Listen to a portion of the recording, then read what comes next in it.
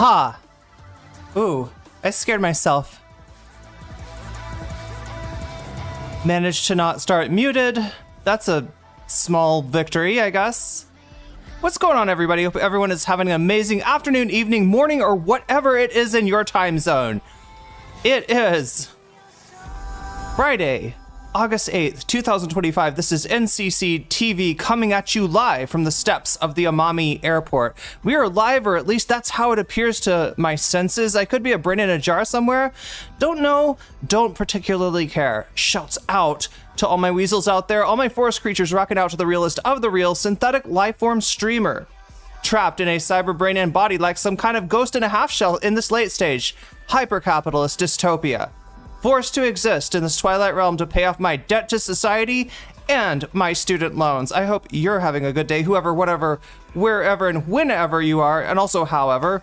We're about to jump right into it here on twitch.tv, youtube.com, high risk, high reward, high on life, or whatever simulation, simulacrum, simultaneous, spontaneous singularity of consciousness this is, was, or will be sometime in the not too distant cyber future. Oh my God, chat. So many questions about the music. I mean, I guess I'll take that as a compliment, a massive compliment, especially since I'm playing such niche stuff here. But yeah, no, it's I mean, it 9 out of 10 times it's like video game music. This time it's from Soul Hackers, not Soul Hackers 2. All right, the remake came out a few years ago, or it's not really a remake, as a sequel, I guess, but. Yeah, it you know, it's kind of a generic Atlas game. I mean, it's mid. It's mid, like, you know, the character, you know what I mean? It's an Atlas game. I don't hate it. But yeah, the original is secretly really good. And also from that time period, I don't know, was it this like the golden age of JRPGs or something? Like around the time of what, Final Fantasy 7? Final Fantasy 8. Yeah, like Final Fantasy 7. Wait, I almost want to look this up, right? But yeah, it's made in the late 90s. It's made in the Y2K era, where everybody was worried about that apocalypse, and not the real apocalypse that we got in 2016. Just finished our Tonelico 1 on PS2, and the soundtrack was kind of fun. Yeah, it's like PS1, PS2, PSX.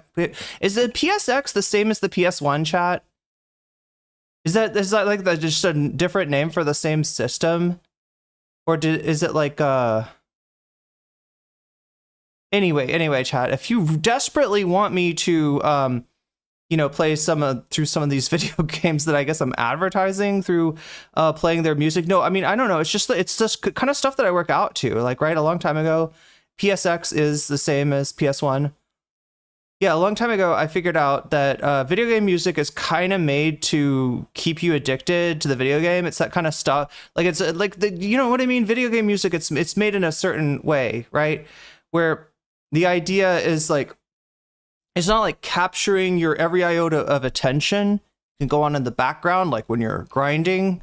You know how JRPG, yeah, that era of JRPG, and I know this because I've played Persona 2, the first game, almost finished the second game, but like I did the whole thing. Like, it's super grindy, right? It's super grindy stuff. So, you know, if you want somebody to actually finish a video game, you better have some good music, and they did. They had some really good music, including that song, which people are asking. Let me just tell you, the reason it's so hard for you to find is because it's #X.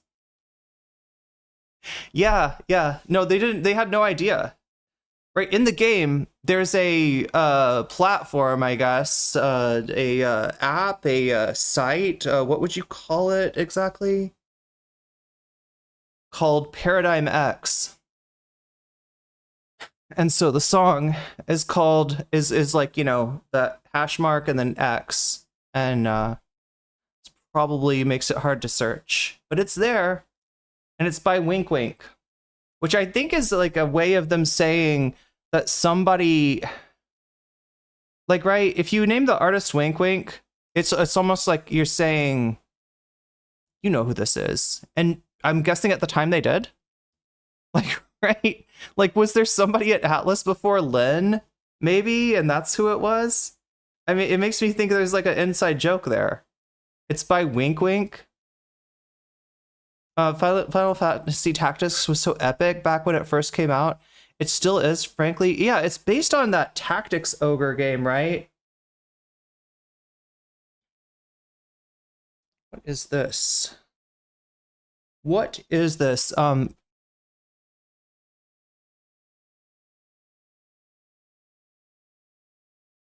Hey, good luck with it overcoming loneliness, Attack of the Hank. You're not the only one out there dealing with the plague of the 21st century. And that is definitely a huge personal victory. Anybody got some Void coffees in the chat for me? I'm drinking real coffee again. Who knew? I keep on finding stuff that says that actually like instant coffee is bad. You found it. Yay, you found it. Well, anyway, I mean, I would love to play that game on stream sometime. I just don't know how much interest there is for that. We do have, if you look at the bonus content, I don't always scroll down here. Thank you. It took a second there. I'm gonna start yelling at my equipment here. I don't always scroll down here, but if you look down here, it says video game stream 45%. Theoretically, yeah, I should be. Yeah, Devil Summon. It's a Devil Summoner game. It's part of that series with what's his name? The guy with the things that he throws, you know? What's the dude's name? Rido? Am I pronouncing it right, chat? Rido? It doesn't sound right, but maybe it is. But anyway, yeah, I don't know. I don't know how to handle it, because, you know, like, look, even having a channel that does like drama slap content and politics at the same time is kind of challenging, right? Because if I do drama slop one night, which, you know, obviously I don't want to do that the rest of my life, right?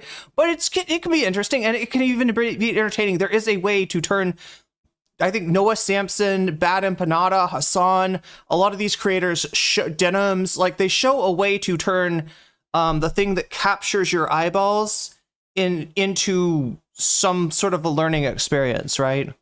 And I've always thought that too. Like, rather than being averse to drama, because it's from the very beginning, Chad, I've had to deal with drama. Like, it's never been a drama-free environment.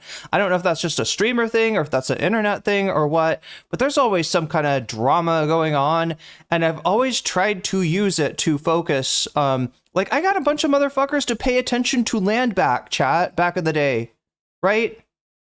There was this whole thing where Vosh was like, oh, I don't know, Landback's kind of racist. And I don't know if that's where he ended up, but like, right, there was, you know, people like Vosh, people like Destiny were very skeptical. They were like, oh, I don't know, I don't think we should give the whole country back to Native Americans. Haha, then where would I live? You know, it's like that shit, like complete misunderstanding of the concept of Landback.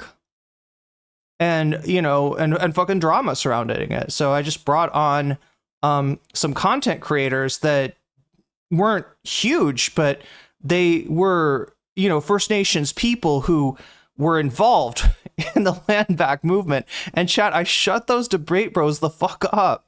Because for once they couldn't, like, what Destiny always tries to do is like gatekeep on something. Like, you'll be debating him and he'll ask you a question that's like, do you know how, you know, what year that this event happened? Or do you know, like, how many, you know, even the freaking thing that Tucker did with Ted Cruz of like, oh yeah, how many people live in Iran? Okay, well, I mean, like, look, if you want to point out that Ted Cruz doesn't know shit about the countries that he wants to bomb, great. I just feel like there's better ways to do that than the, you know, classic debate bro, like pop quiz. But, you know, they couldn't pop quiz these creators because they didn't know the information. They just had this vague idea of like land back. What does that sound like? That sounds like we give the country, you know, like it sounds like we move back to Europe and be like, all right, this, you know, First Nations people, you own the entire country, and that's not what anybody's like proposing, right? It's a much simpler, hopefully less controversial concept than a lot of people realize. But yeah, there is a way to do that. There is a way to to combine the two things, I guess. But you know what I'm saying is that like combining two things on a YouTube stream, regardless of what they are, like from a content point of view, it has this bad effect on it, right? That you end up with some people that they only want to watch, like, you know, did Ethan shit himself today? Did he shit himself? You know, what color was the diarrhea? Was it foamy or not? Like, you know, like what kind of poisonous to dogs, you know, foods is he feeding his pets, you know, shit like that, right? And they won't click on anything else. And then you have the people that you have on the other side, which, look, I respect. I respect people that don't want me, that get sick of the drama. And I feel like I had a little bit of a crash out, like last week when somebody was, you know, hey, I'm not gonna, like, you know, be here for this, or I'm gonna unfollow, because it just, I don't know, I don't deal with threats very well, but the sentiment is very much understood that people don't want to, you don't want to get stuck like in Ethan's toilet, you know what I'm saying? Yeah, I'm sorry, diarrheas, that's right, they are plural now. How many grumpies? Oh no, Johnny Depp, why did you put... Did we ever figure this out? Do other people call it a grumpy? Is it just like an old-fashioned way to say poop? My grandmom said BM, and I thought that was weird. And, you know, it's like giving it an acronym is kind of weird. It's so like medical too, a bowel movement. Like, I don't know. It's like, wow, okay, I mean, I guess technically I've never thought of it as a movement. But you're not wrong. There is some soft, there is some, there is, like, you know, a certain kind of muscle involved with that. How many grumpies got snaffled up by your dog today? Oh my God. Yeah. No, it could go in a very bad direction, I think. Complaining that he's been clip chimped whilst clip chimping. Oh, who, Denims? Yeah, he's kind of he's still talking about her, isn't he? He tried to sell the idea that Denims is a PDF, like low-key chat. Like, I swear to God, he had a segment on that, and I did not cover that because I just don't think there's, like, what am I going to turn that into being about? Like false accusations on the internet? I don't know how to redirect that drama. That's just, you know, Ethan being toxic and not understanding teenage fujoshis on Deviant Art from like the, you know, 2014 or whatever.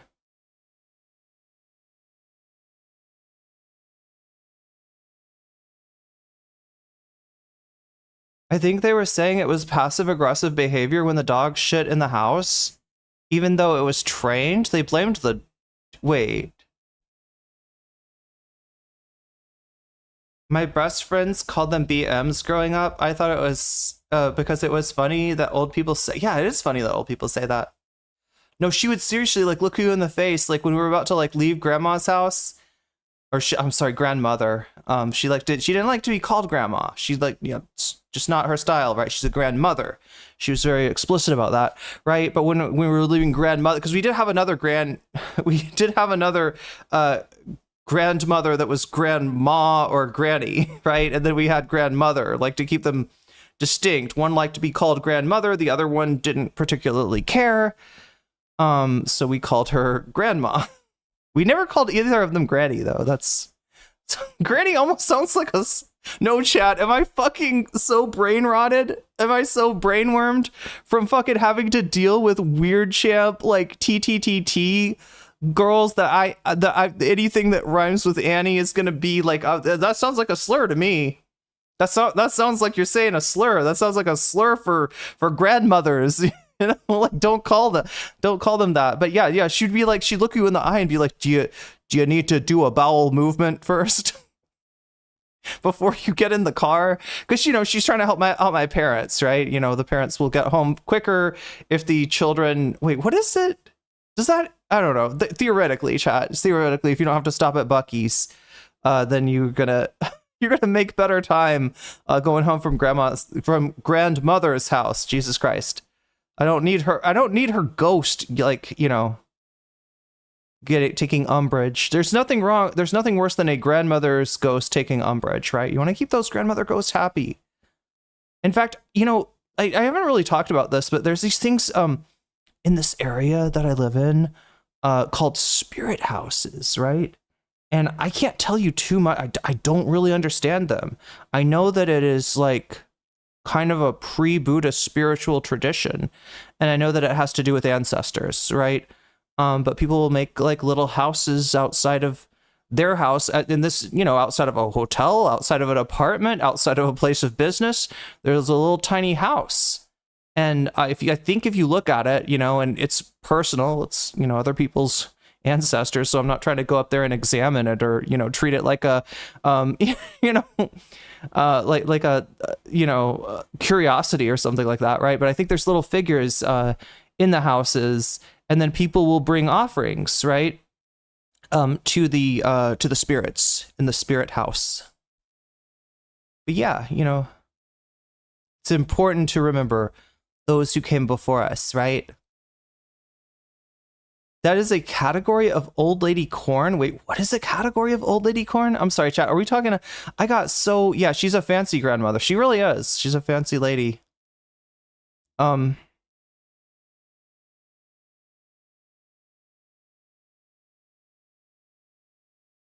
don't know how we got from like Ethan and his pooping habits to my grandmother like making, like, that's the whole thing. Is like, you know, like you can't laugh when your grandmother says, do you need to do a bowel movement? like I would if my parents said something like that to me, right? I think, wait, what would they call? Oh my God, it was so, I'm trying to remember what my parents would call it. A stinky. I believe it was called a stinky with my parents. Ethan mentioned stealing food from those shrines. When did that happen, Big Al Cake Mix? Oh no! Now we're turning Granny into the G word. Chat, don't with the hard Y. Oh my God, chat, no, not with the hard. Never the hard Y. Never the hard Y. Oh my God. Wait, is there a G slur? I feel like there's like another word that is like an actual, I can't think of what it is. That's probably for the better if I can't think of what it is.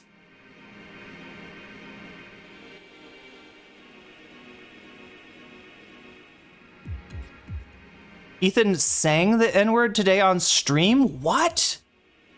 Oh God, and the other thing about Ethan, the reason that I think that those of you who are sick of Ethan, I might be pleasing you a lot more in the near future. He was singing a Kendrick song that placed the N-word somewhere. He turned one of the words that is not the N-word in a Kendrick song into the N-word. That's not great. But yeah, like, dude's views have dropped the fuck off, all right? He had to straight up clickbait his thumbnail in the worst way possible. The thumbnail says, I'm being blackmailed, and then it shows Polaroids that are am I taking Ethan out? He's taking himself out, all right? He's taking himself out. That's what I'm trying to tell you. Is that, like, he is making himself less relevant. Slowly over time. Maybe not so slowly. There is oh yeah, thanks, Fallen Gemini. I knew there was a G word somewhere. Yep, you're right. I know the word you're talking about now. I remember now. I have heard a G slur. But even as I say it, I feel like there's a different slur for that. There's a different slur that starts with a G too. But I can't remember. Oh my God, yeah, Vietnamese people got called a lot of shit back in the day. Yeah, no, anybody that had a war with the United States, they got all kinds of interesting names made out for them. He is showing side moob for clicks? Oh no. Well, anyway, yeah, he said that he's being like fucking blackmailed, right? That's the thumbnail. Like, it's just a, like, look, you can do ethical. I know what you think I'm gonna say. I'm not gonna say the Destiny thing. That I disagree with Destiny on, and tomfoolery that you can do ethical CSAM. But like, no, I'm trying to say you can do ethical clickbait. Is really what I was trying to say. You can be ethical with your clickbait, right? If you are, you know, misdirecting people into clicking on something that they end up enjoying. That's the one and only way to do ethical clickbait. Ethical CB, we could call it. We probably shouldn't call it ethical CB, but one could refer to it as such, I suppose. Ethical CB. God. See, we got BMs, we got and we got CB. We're now calling clickbait CB. Okay, that's a wonderful improvement there. But I just mean, like, there's not that much, like, I mean, you could see it. You can see it in how Hassan's covering Ethan too. There's not as much interesting shit happen. And he's gotta literally make it sound like he's got another scandal coming. Like there's some kind of, like, I don't know, snarkers are blackmailing me now. Like, they sent me a picture of, I don't know, they took a picture of him feeding his dog cheese or something. They took a picture of him. I don't know what would you think that the, you know, blackmail would be? There's even vegan gluten-free clickbait. But yeah, motherfucker clickbaits implying that someone is blackmailing him. And then at the end of it, he was like, oh no, it was the staff that was blackmailing me. They wanted to do, I can't remember what it was. Some kind of content, like, right? They wanted to, like, do something together, and since they're, I don't know how that's blackmail, right? It's not. It's clickbait, and he's lying. He's straight up lying to try to maintain relevance. And chat, that lie got him 22K in chat. When Hassan and Ethan started doing leftovers today, what am I saying? Leftovers way back in the day, Hassan's, you know, view count was probably lower, maybe, or similar to what Ethan's view count is now. And now Hassan is, you know, getting the kind of view counts that Ethan used to get, right? Remember, this whole thing started off with a gambit, right? There was a certain gambit that was undertaken at the time. There's different ways to refer to such a gambit. I feel like some people might call it, I don't know, something like a dingus gambit. Yeah, you could call it that. You could call it a dingus gambit, I guess. Oh, thanks, Hassan. Anyway, yeah, you could, like, it was a dingus gambit for him to try to recreate the magic of Trish. And this time, like, you know, get somebody that's got, I don't know, he brought Hassan on, not in spite of, like, the things that Hassan had said, you know, America deserved XYZ, or, you know, talking about the brave Mujahideen, going to town on Dan Crenshaw's eyeball, but because of it, right? Because he thought that this is somebody that he can befriend and then pretend to pretend to get disgusted by. I'll be like, oh shit, I didn't know that about Hassan. Yeah, I guess the guy that I brought on, the guy whose fans are now, like, somewhat in my audience, I guess he turns out to be a piece of shit. I guess you shouldn't watch him anymore. I guess you shouldn't watch him anymore because he's a terrorist. And if you watch him, you support terrorism. And back then, that sort of shit, like, actually had people silenced. Do you remember this was back in the day when it's not like you can't, you know how today, like, people are actually getting the gall to say genocide, to call it a genocide a genocide? Back at this point, you couldn't talk about a ceasefire. Ceasefire was a bad word. right? And so Ethan thought that he could kind of, it started off with the capitalism, communism stuff that he thought he was gonna, he thought Hassan was just some dumbass himbo that was like, oh yeah, I think communism's kind of based. Oh, did you know about Stalin? Oh no, who's Stalin? Oh shit, wait, you mean there's communist governments where bad things happen? Oh geez, I guess I'm wrong. I guess I don't know what the fuck I'm talking about. I guess everyone should go to Ethan Klein for their political content, for their political views. Yeah, it kind of backfired. It kind of went the other way. So many people, chat, that we watched in that, I didn't want to do it because I was like, more Ethan content, really, but chat really wanted it. We covered, oh my god, what the fuck is the guy's name from TYT Sports? We covered his, oh my god, why can't I remember his name? We covered him standing outside of Lollapalooza with a placard that said Hassan Piker, question mark, right? To just get a sense of random people on the street. How do you know what this name? You know this name? What do you think of him? And there was so many more people that were like, yeah, I used to be in the H3 community until Ethan started just going downhill. And some of them, it wasn't even about politics. Some of them, they were straight up turned off by like the toxicity. They were like, I wish he would get back to goofs and gaffs, right? They don't know anything about Hassan. They don't really know anything about Gaza, but they do know that the nature of their programming changed when Ethan crashed out on Hassan, and it's not really recovered. Is it Rick Strom? Yeah, I think that's his name. Rick Storm? Yeah, Rick Strom, I believe, is his name, if I'm not mistaken.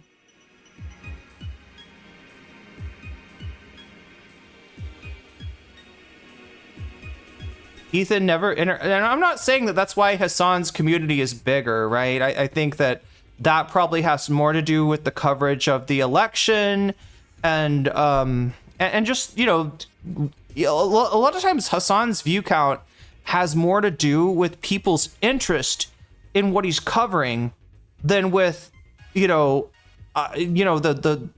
ebbs and flows of Hassan's, popularity or standing in, mainstream consciousness, right? I think a lot of it is just like, do people want to click in? Do people want to, because, there's this whole thing with Trump where like a lot of people are checked out. Obviously not you, chat. Obviously you are checked in. But I had several moments where I can understand how people feel, where I'm like covering like Elon Musk of all people. Who's a clown? All right, Elon fucking Musk. So impulsive. Look, I get impulses too, but it doesn't cause me to like Sig Heil, I guess. But you've got a fucking clown like Elon Musk who, I'm sort of used to laughing at, and I'm watching him talk about his plans for the United States government. And it's not a situation where it's like, yeah, right, whatever, you'll never get into. No, he's like Trump's best buddy when we start out, right? And so you're listening to this fucking clown do clownish things, but he's got like blood dripping out of his mouth and on his fingers, and like, right, he's got like there's just like, you know what I'm saying? There's blood on his chainsaw, chat. And that's not goofs and gaffs. And it's hard to deal with. It's hard to cover. It's hard to know how to handle that. It's hard to know how to turn that into, because like my job a lot of times is to turn the, to turn something that most people want to turn away from into something that is interesting and challenging. Because yeah, there's a challenge right now. A challenge for the survival of the human species. And I'm not even fucking being histrionic here. A challenge for the heart and soul of the United States of America. A challenge to, to not turn away. I think is like one of the biggest challenges that we're facing right now. Gover Ela saying that both her and Ethan have brain lesions. No, did the worm? Is it a worm situation? Did they eat at a RFK dinner perhaps? You got look, if you eat at RFK's house, okay, let me just tell you, never eat the meat. If the meat tastes funny, You're not imagining things, chat. He's cooking something that, you know, he probably didn't prepare correctly. So something that's maybe a traditional food for some culture, but RFK sure as fuck doesn't know how to cook it properly.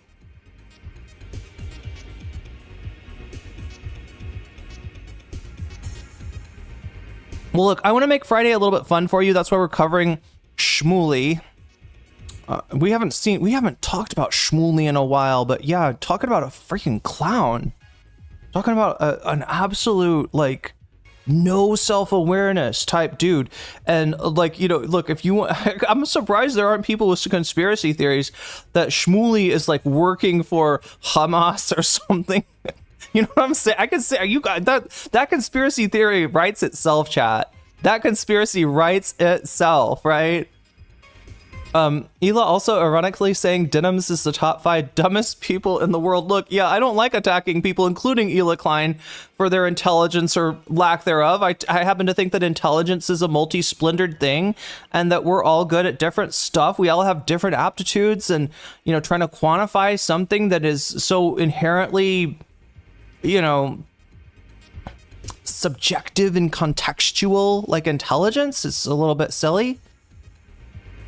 But yeah, Ela, I mean, there's not a lot. Like, the worms didn't leave much with Ela. Oh my god, Omega Star, thank you for contributing to my... Wait, what? I mean, oh, there it is. Okay, it disappears momentarily, and then it comes back, I guess. Yeah, the Vietnam thing is coming up. Coming up soon. I'm trying to decide right now. Apparently I have until September 8th, right? So they sent my shit into the educational department in Thailand. And they, you know, have verified that, so it looks like that's good. I've got like a month to get my apply for my educational visa. And I think I have to do it out of the country, right? Even if somehow they were to let me stay in the country, because here's the deal. You can pay, what is it? 1,500 baht is roughly equivalent to like $500. Yeah, it's like $500. You can pay $500 to get it done in Thailand. And it takes like, I think 11 weeks or something. Maybe since I've already got 4 weeks done, that would be like 7 weeks, right? Generally, when you come into the country on a tourist visa, you get, I think it's like, would it be like 8 weeks? I don't know. It seems like I would have to like leave the country regardless. I'm thinking about pushing it back. I'm supposed to leave on the 20th, so there's a way that I could do this, right? If I get an extension, you got 60 days. 60 days is up on August 20th. You can extend it for 30 days. I'm thinking about doing that. I'm thinking about extending it for 30 days. And then, God, because that really is coming up now. That really is coming up fast. And then leaving like early September or something like that. That's my current thing. But yeah, thank you, Omega Star, for your contribution to my Vietnam trip fund. We are closing in on being 50% that's the other reason I wanted to give a chance, you know, make it so that, you know, there's a possibility that more of it could be covered by the time I actually leave. But I do have to get my plane and shit booked soon, very soon.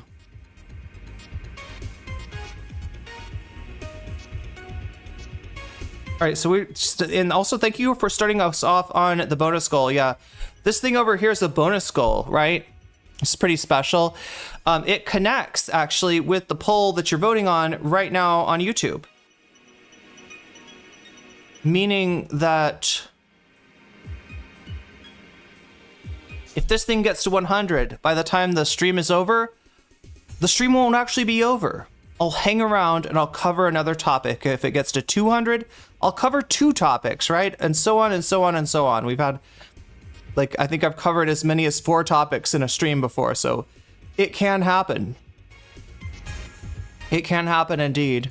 But only if we hit the goal. And this thing goes up every time somebody does a super chat, a super sticker. These are on YouTube, of course. If you get yourself a membership, which is how you get weasels, or if you gift a membership, which is how other people get weasels, right? It also goes up, obviously, if you support me on Throne, like Omega Star just did. Normally on Throne, I have like stuff that I need for the stream, which, you know, in the future would be like a green screen would be nice. Maybe a better, definitely a better camera would help, and maybe some lighting. You can extend it 30 days. You call, wait, if you extend it 30 days, you can always, yeah, leave earlier than that. True. That's right, Beesbub. That's exactly right. That's what I was thinking. But yeah, you have that 30, and it costs like, I'm thinking, oh my God, I'm trying to remember. It costs 2,000 baht, which is like $60 to get it extended.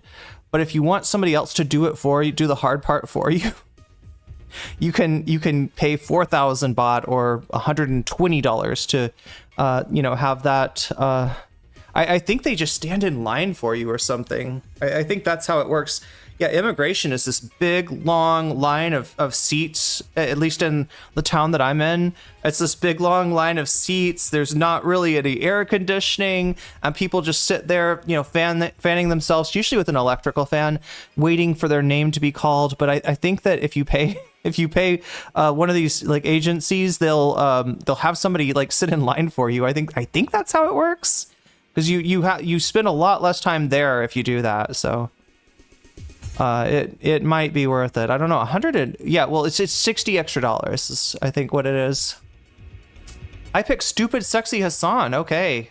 Which one is these? Is Hassan? Hassan reacts to Destiny on CNN. Yeah, I was thinking about covering that yesterday. Oh yeah, chat. I should probably let you know. I don't know. It's like the Thai. Oh no.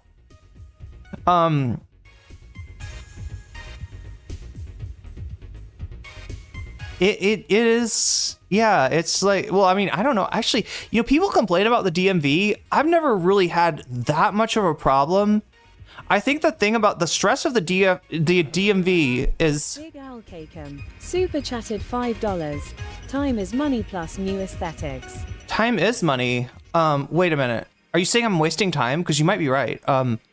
Plus new aesthetics.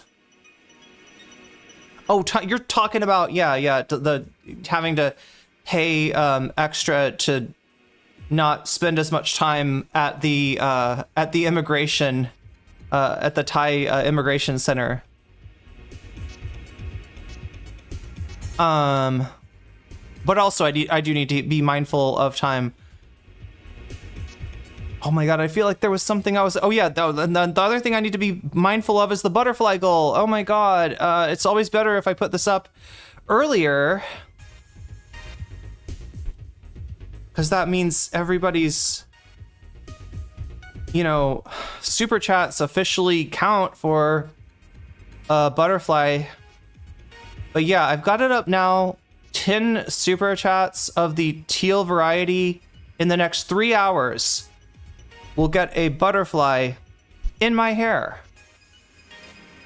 But actually, since Begal Cake Mix already did a super chat, I'm going to go ahead and say 9. I will put the butterfly in when we reach 9. Look, you have to hit 10 to get the confetti. If you're a confetti, if your confetti is your thing.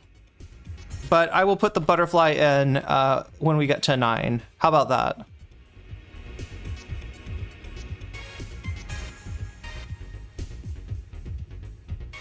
There we go. But yeah, this is music for the Amami airport. No, I always say that. Like, it's Amami is the city that people were asking earlier, like where the music comes from. And I told you, like, nearly all of my music is, you know, is video game music. A lot of it comes from, like, Atlas games. So, like, Persona, SMT, Devil Summoner, Soul Hackers is the song that I'm playing in the intro. And, yeah, Amami is the city that gets, like, hooked up with the Elon Musk character, like, takes this rural city in Japan and like is like, I'm going to use you to experiment on my new, you know, my new VR like parallel world, which I call Paradigm X. That's why I call him the Elon Musk character. That, and he's fucking evil, you know, like a dude that you can just smell the evil emanating off of. You can see the miasma of evil, like the cloud following him everywhere he goes. Like, you know, like, I mean, that's pretty rare, but yeah, Elon's got that shit. Elon's definitely went to Myanmar for the afternoon and came back, renewed my visa at the border. That is called a visa run. And that's a possible way to hand. I've done one of those too, not because I wanted to stay a little bit longer, but it turns out I went to Malaysia, and Malaysia is like more expensive than Thailand, as opposed to Vietnam, which is theoretically cheaper. But you know, mileage may vary, and I'm going to a big city, so who knows? You were right, my super chat, time is money, was about immigration, but I support spending money if it saves you time and doesn't harm anyone. Well, yeah, it makes money for, you know, the people at the agency. I mean, they do have to wait. I think that's the whole thing that I feel weird about, is I got there last time and somebody from the agency was like, you know, Irene, like, you know, they had a picture of me that they were on their phone, and they were like, oh, is that, you know, I'm like, yeah, hey, you know, and they're like, okay, just sit right here and they're going to call you up in a few minutes. Right. And I'm just like, did you wait in line for me? Like, I didn't ask that, but that's what I was thinking. Like, have you been here for like hours waiting? Is that how this works? I mean, they also fill out the paperwork for you. So, you know, there's less chance of you making a mistake that might cause your, you know, extension not to get approved of. I'd love a job like that. I do a lot of standing around as it is. Hey, as long as you got one of those portable fans with a, you know, lithium battery, right? That is so necessary here. In fact, even as I'm sitting here, chat, I'm realizing that I'm like, I could use a little bit of air. See, like, look, Rave, I mean, you've all heard of the video game Death Stranding, all right? Being stuck at the, you know, Thai immigration for hours and hours, that's more like Death Standing. Except you get to sit, so I guess it's not that funny. I don't know. I thought that oh my god, chat, don't even rate that one. Don't even rate that one. That wasn't a good. I should give you better jokes than that. Here we go. Finally got that figured out, so I can put your super chats on the screen. And we are indeed at 30 out of 100.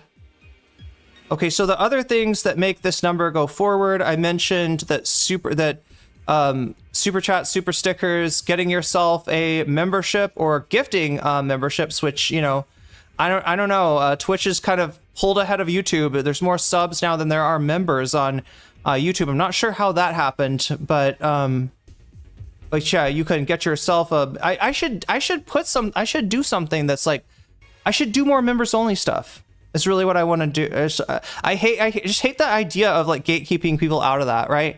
Because I just always remember Sam Cedar in the Majority Report. They said that, you know, they were always like, all right, we got the free half and we got the fun half, right? And if you want to see the fun half, you got to become a member. But they always left the back door open, right? Just like a movie theater, they left the back door open, and you can just kind of, if you don't have the money to become a member, you can kind of you can see the free the fun half anyway, you know, regardless, right? So I don't like the idea of keeping people based on their ability to support the stream. But maybe we need to do some of that, or like do video game streams. Kimchi Beauty Chic has really strong small portable fans. It's a makeup brand. Oh wait, this thing right here. Now I think I let it like, oh, it works. Lao is pretty amazing too. I mean, anywhere in Southeast Asia is great, to be honest. I love it too, Beast Bub. Although I've only been to Thailand and Malaysia so far. And I mean, you know, other than being expensive, like Malaysia seemed pretty cool. I know it's a lot more conservative than Thailand. Kimchi Beauty. I'll have to check into that. But yeah, look at this. It's a small portable fan, kind of. I mean, this isn't like, this is, you know, it's got a stand, so it's not really, it's not as portable as it could be, but it definitely works. It's doing the job right now, chat, because that's all I need. All I need is a little bit of air on my face to psychologically help me deal with the heat, and a little bit of air on my boobs, and a little bit of air on my back to make sure that my hair does not become soaked in sweat, because my hair does not react well to sweat. Where do we check for updates on whether the stream will be happening? Is it Blue Sky? Well, like every time the stream happens, all right, a automatic notification goes out on the NCC Discord, right? I should make it happen on the members only Discord as well. Turn on Twitch notifications. That can be helpful. You can also turn on your YouTube. Well, Big Al Cake Mix is watching on YouTube, so you know, yeah, that would be like YouTube notifications. But a lot of times when a stream doesn't happen, I'm getting something prepared, but I look at the time when it's ready and I'm like, it's too late to start. But that thanks for, I mean, that's, you know, if people want more information, like want a more firm schedule, I mean, things are a little bit,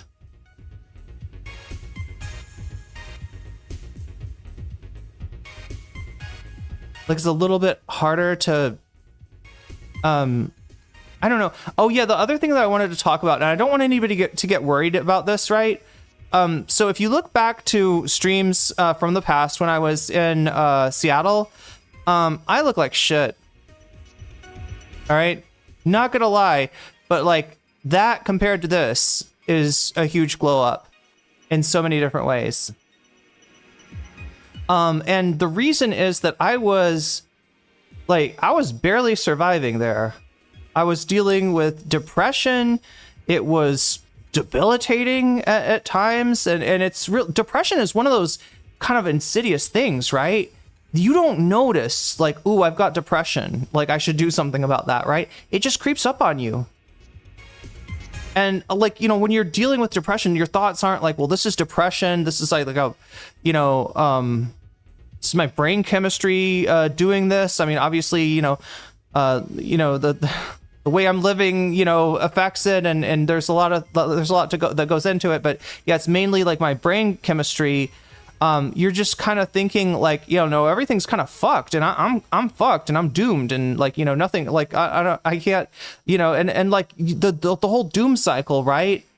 Sitting in bed thinking about how fucking doomed you are makes it a lot harder to get up and do the things that you need to do to undoom yourself, right? And so I was dealing with that. And look, I've left a lot of that behind in the US, right? Yes, Seattle also not a very sunny place. True. I was taking vitamin D. D3, as a matter of fact. But yeah, I don't know. It is a depressing place. Oh yeah, I was looking at a video. Somebody was like, I think it was like a news story from Seattle, and yeah, it was this. Anybody know Aurora Avenue in Seattle? This is the place that, depending on the, you know, the time, like, right, it's a place where, like, a lot of sex workers, you know, conduct business. There are the only affordable hotels in Seattle are on Aurora, and I think, you know, maybe, I don't know if this is true anymore, but I think traditionally they would charge by the hour. And yeah, the gambling was up there and shit. Like, it's just like a strip malls, gambling, you know, shitty hotels that look like you're gonna get murdered there are up there. And then, like, I was thinking to myself, like, well, is Aurora really that bad? Because, you know, people complain about this city. People complain about the city that I'm in. You know, I've even complained a little bit that, like, I feel like the sidewalk could use a little love. They could use a little money for infrastructure, maybe. But you know, whatever. Same thing with, I mean, Seattle. You know, there's a lot of fucked up sidewalks in Seattle. There's a lot of potholes and just depressing, dilapidated, like moss-grown shit.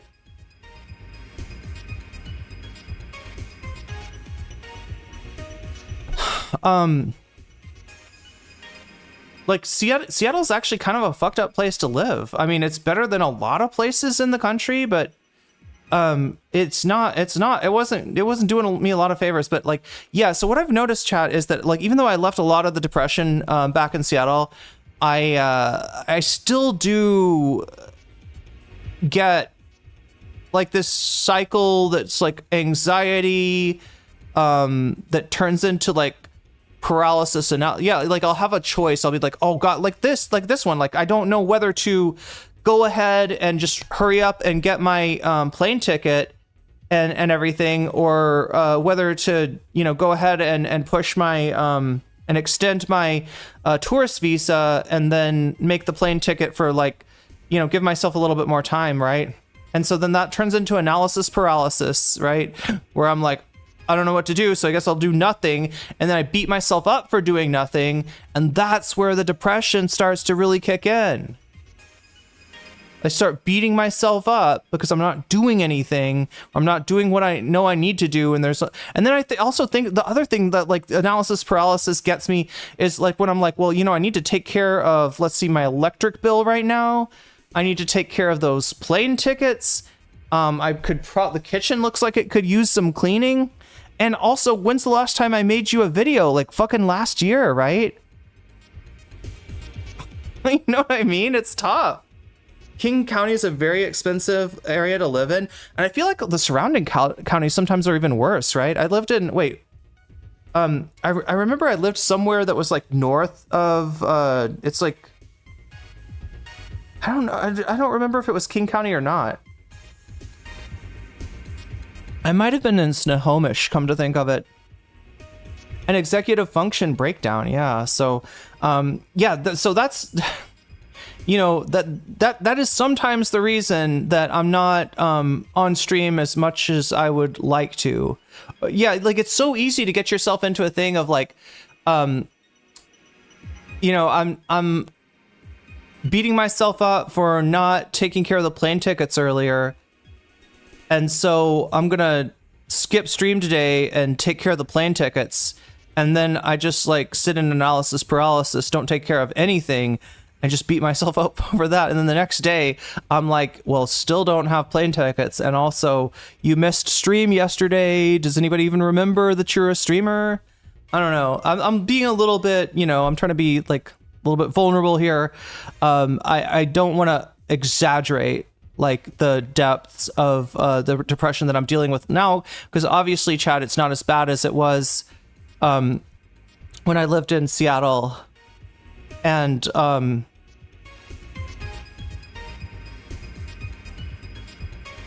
but it is still there. It is still there.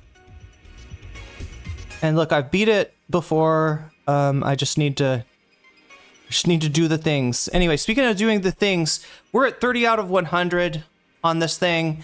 This is the bonus goal that, like, you know, gets you potentially more content. I'm going to be covering Cenk Uygur versus Rabbi Shmuley today.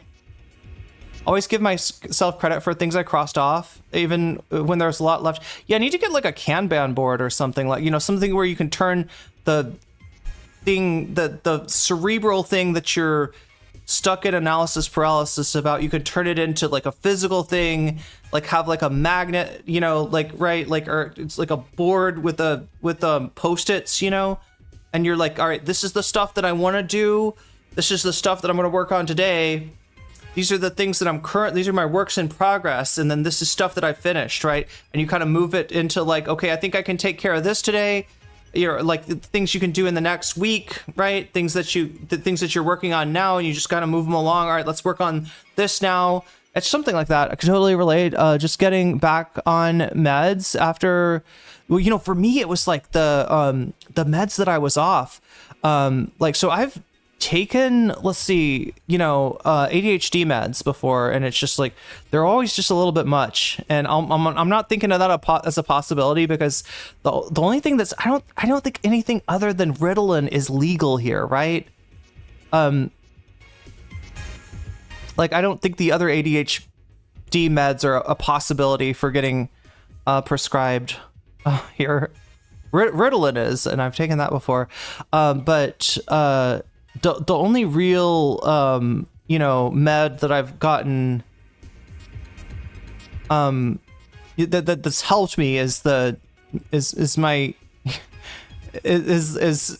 estradiol, right? And I was out of that for the longest time, not because I didn't have the healthcare coverage, but because I was too busy, and it was too much of a pain in the ass to get my refills. And the whole thing, I hate when a prescription runs out. I've never understood what is the purpose of that. Your prescription runs out and your doctor signs off on more of it, but why not just not run out? Because the person needs the prescription, and it's not like they're checking back to see if I'm still trans or something. Wait, are you still are you sure you still need that? Are you sure? Oh, I don't know. We're gonna have to make it so you only get 5 refills. I don't know. It's kind of ridiculous. And when you're dealing with executive function to begin with, that makes it more complicated. Having BPD means fear of failure, and I've learned to motivate myself by being okay with feeling like I've not met expected. Learn to motivate myself by being okay with feeling like I've not met expectations set by myself. Oh God. Well, if you're a perfectionist, you should become an underground Muay Thai fighter. Well, here I wouldn't have to be underground, right? Thailand does not have, as a majority of the people, have a problem with trans women participating in sports. Although there's some I don't know. I feel like it depends on how far along they are in their transition. Some trans women do fight, especially if they did Muay Thai prior to transitioning. They'll still spar and even fight with male fighters, but it's not at all uncommon for trans women to participate in Muay Thai women's division, and after a certain degree of HRT, that's kind of what you should be doing, right? It's not fair to you otherwise. I believe clonidine is available in Thailand. It can be used to treat ADHD. Wow. I haven't really looked into it super deeply. I mean, I should just, oh my God, that's another thing that I need to do. I need to get health insurance, right? Which is, look, you can get comprehensive health insurance cheaper here than you can in the United States. So, I really do need to look into that, and then get a, primary care physician and everything else. Had to call insurance to make sure my script was medically necessary. Oh yeah, you know what? I swear to God, I bet half of it is the insurance provider. Half of it is the company that they're just oh yeah, let's put some hurdles in front of them getting their meds, because especially if you're in Medicaid, they're just paying out every time you refill. They'd kind of rather you not refill, I suppose. I think that is because some meds need close monitoring, blood work. Yeah, and with estradiol, that makes sense. Just need to make it a regulation to say every prescription needs at least an exam. And well, yeah, they could do that, but you don't have to put people on a limited. And that's an issue as far as compliance with taking blood tests and stuff, right? So rather than having a automatic you get 5 refills and then have to talk to your doctor, I think that's more like a discussion your doctor should have with you, and say, hey, listen, I know that it's hard for you to get out here to take a blood test, but you really need to do it. And I don't know, because the solution of denying somebody's asking for their prescription, it just does not seem like that's ever a good thing. Like for them to make it harder for you to get a medication that your doctor has determined that you need. My perfectionism is debilitating. Fed my dogs 10 minutes late. I don't deserve them. I'm not keeping them happy. Do they even like you? Yeah, no, that's how I would feel too. Yeah. Because honestly, like dogs, like pets do a lot for us. Didn't shower any morning. I don't deserve to be clean ever again. It's exhausting. Damn. Okay, well, I mean, like, yeah, I guess I'm not so alone. Not as alone as I thought.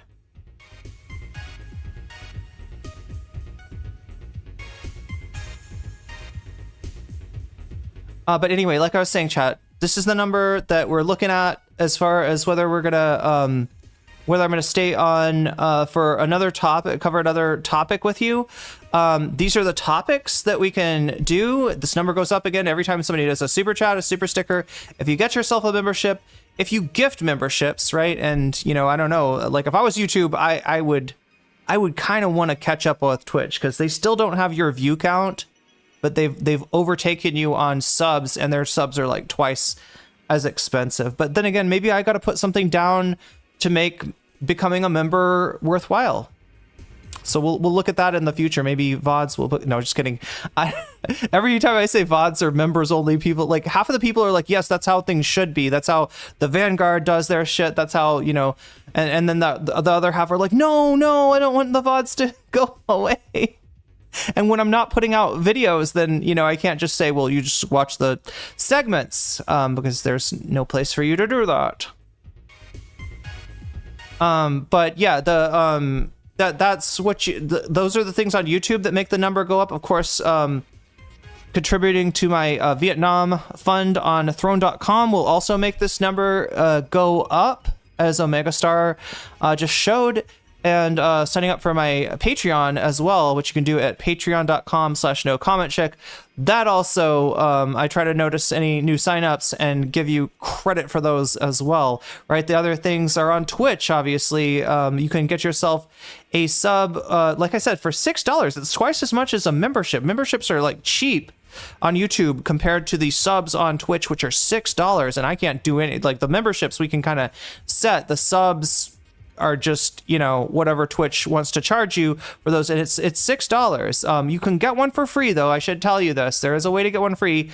If you are a Prime user, if you have Prime, you can hook Prime up to Twitch, and you can subscribe with a Twitch Prime sub, which costs you nothing, right? You already paid for Prime, so you don't get charged for that. You get a free sub to use on the streamer of your choice, and if that happens to be me, this number will go up, and you will get emotes.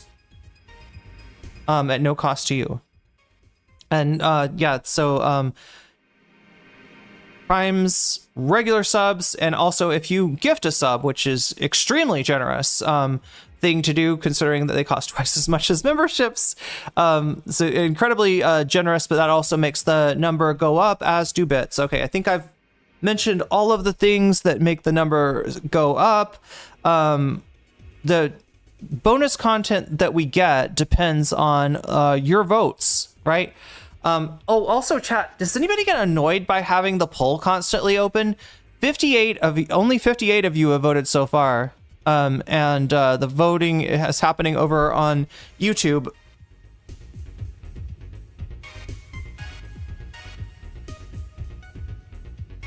The topics that we have today are these topics, right? Video essay on the new aesthetics of fascism, which is, wow, for once not ahead. That's then Ethan Klein loves ChatGPT. Hassan reacts to Destiny. Yeah, Destiny went on CNN. And chat, this is kind of an interesting story. I've got my eye on this one, actually. Because... So Destiny was featured on CNN recently, and it's because he and his community have been stalking Charlie Kirk. They've been following Charlie Kirk and Turning Point USA around and trying to do the debate bro thing of like, you know, let's force them to debate us, right? They were I think their credentials were canceled at the last TP USA event that they went to. and they ended up sneaking in and getting Destiny to debate Myron Gaines, who's like a friend. As far as I'm concerned, I'm pretty sure Myron Gaines is a friend of Destiny, right? This is an old, like, Destiny did Red Pill content for the longest time. He's also done Fuentes content, one might say Groiper content, to content with Lauren Southern, who he was, reportedly fucking. Nick Fuentes also, who was reportedly sucking. And so it's not exactly, it's not exactly a new thing for him to be debating Myron Gaines, but I guess that's what he did. And then Donny O'Sullivan, you know, my friend Donny O'Sullivan, the CNN anchor named Donny O'Sullivan, who did also a report on Hassan Piker and whether he is the Joe Rogan of the left, did a report on Destiny and their Unfuck America tour. And this tour has got some controversy around it, chat. The person that they're working with, they always find a way to work with, like, some kind of gargoyle, some kind of monster, some kind of weirdo with a million weird scandals following them around. And this time is no different. Yeah. Before it was like Brianna Wu. Now it is somebody named Zee. And I guess there's some controversies around that. Also, there's some really embarrassing moments for Not So Erudite. They're trying to do like an influencer, like influencer trips, basically. Rave says, I've got 4 more segments from the other night going up to the next 2 days or so. I'll get to a regular schedule as soon for Weasel Clips. Hey, don't take it on your shoulders, all right? It's not, I mean, if you want to do that, that's cool, but just don't feel obliged. I know you got a lot going on in your life as well. And definitely don't beat yourself up if your timetable has to ship. I have both YouTube Premium and Turbo. What is the best platform to watch on? The one that you like watching me on the best, I guess.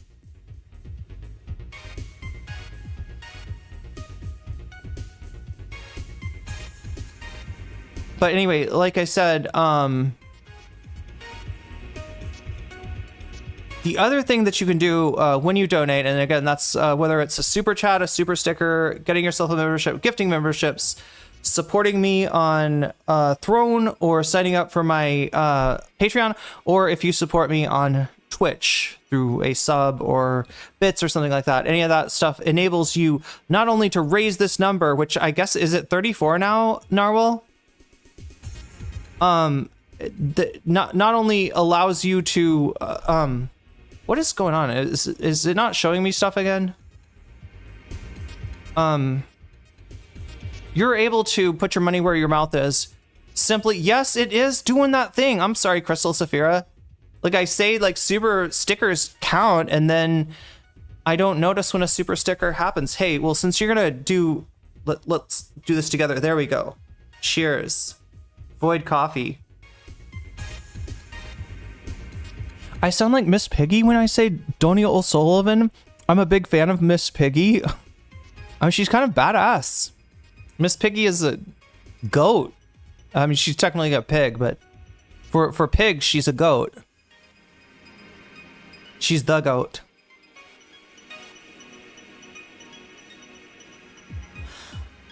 Anyway, what am I trying to say? Yeah, so when you donate, in whatever form you choose to do so, and again, I leave that up to you because, you know, it's easier. Some ways of, I have a million different ways you can support the stream. Because that people, you know, it's some ways are easier for people than others, right? But regardless, when you do support the stream, you can put your money where your mouth is. In other words, add a percentage to the topic of your choice. Just like Big Al Cake Mix did by saying, by letting me know which of these topics appeals to you, right? So you could say, you know, New Aesthetics of Fascism essay, or Ethan Klein loves Chat GPT, and I will take your donation, turn it into percentage, just like I did for Omega Star, and add it to the topic of your choice, right? Thus giving it a better chance to win at the end of the night, assuming that we do hit a 100%, right? If we hit 100%, then I stick around for one topic. If we hit 200, I stick around for 2 topics. So it is possible to get double bonus or triple bonus even, although it's a lot more rare. But yeah, you just let me know and which of these topics you want to see. And the other things that you could do is if you want to say, I always forget to mention this, but we do have Vox Populi, which means if you donate and you say Vox Populi, see, all these are a plus. Vox Populi is a minus, right? So if you are like, you know what, all these people are donating and they're screwing up the poll, and I just want the thing to win, that wins in the poll to win, you can say Vox Populi, and you will nerf donations from other people, and make it more likely that whatever the, chatters choose gets chosen, and that what wins in the poll wins in real life, right? That's Vox Populi. Can also say video game stream if you're one of those people who is like, you are teasing us with the music, with epic music from Soul Hackers, and yet you have not played Soul Hackers. I think, do we even play it once? I don't even think we did once. I don't think we've even gotten it out yet. So, right, theoretically, when this thing gets up to 100, we do a video game stream, and I already owe you some Fallout New Vegas anyway, so probably need to do that anyway. But yeah, we're at 45% on the video game meter. Oh yeah, what is the other thing that I wanted to do? I wanted to somehow put up a thing that has the likes, but like as a health bar. You know what I'm saying? Like a little health bar here that counts likes. I'm gonna see likes. I'm gonna see if we can do this, because I don't bully you enough for likes. I actually don't like bullying you, and like it's enough for me to talk about the bonus goal and the bonus poll and all this kind of stuff, putting your money where your mouth is. I feel like if I had to talk about likes too, it would be a bit much. So it'd be really nice to just have a little thing of like, here's the likes meter down here, and it'll just remind people of like, oh yeah, I haven't because you can hit like and see the meter go up by 1. So I think that would be cool. Anyway, chat. Whoa. Oh my God. I've taken an hour and 30 minutes so far. Let us get on to the content. All right, we're at 34 out of 100. If we get to 100 out of 100, we'll stick around and do some bonus content. What's winning right now? It looks to be Hassan reacting to Destiny on CNN, which I definitely want to cover. So, oh yeah, that's the other thing I need to do. So I mentioned Patreon a bit ago. I always give my Patreons a shout out at the beginning and end of each stream. First of all, shouts out to all my Patreons, even those of you that are free members. And I should probably put some free content up there to give you an idea. I just been overwhelmed and depressed and all this stuff, and eventually, but anyway, yeah, everybody that supports me at the $5 level and above, I give you a fancy shout out. A personal shout out. So I mention your name when I do that. If you sign up with like what looks like a real name, I will try to avoid saying that on air, because I know, I'm not trying to dox people here or give out people's private information, but feel free to let me know what you want me to call you. Unless like your name is like the same as your YouTube name. I generally will try to, I don't know, say like just the first name or something like that. But anyway, shouts out to Oral Ellipsis, shouts out to Temporal Insanity, shouts out to Steven Sayers, shouts out to Funky Monkey, shouts out to Sarah, shouts out to Nadia Yvette, shouts out to Moe Noip, shouts out to Jules K, shouts out to Izzy Mandius, shouts out to Infallible Fowl, shouts out to Good for Gabby, shouts out to Emily French, shouts out to Direful, shouts out to Buffy Geek, shouts out to Big Al, shouts out to Animus, and a fancy shout out to my fancy weasels, to Zara Zarex, to Rachel K, to Crystal Saphira, and to Omega Star. With that, chat, with that, I will edge you no longer. Let's make the actual stream happen here and take a look at this fucked up debate between our very own Shaky Gurga and Rabbi Shmuley Botek.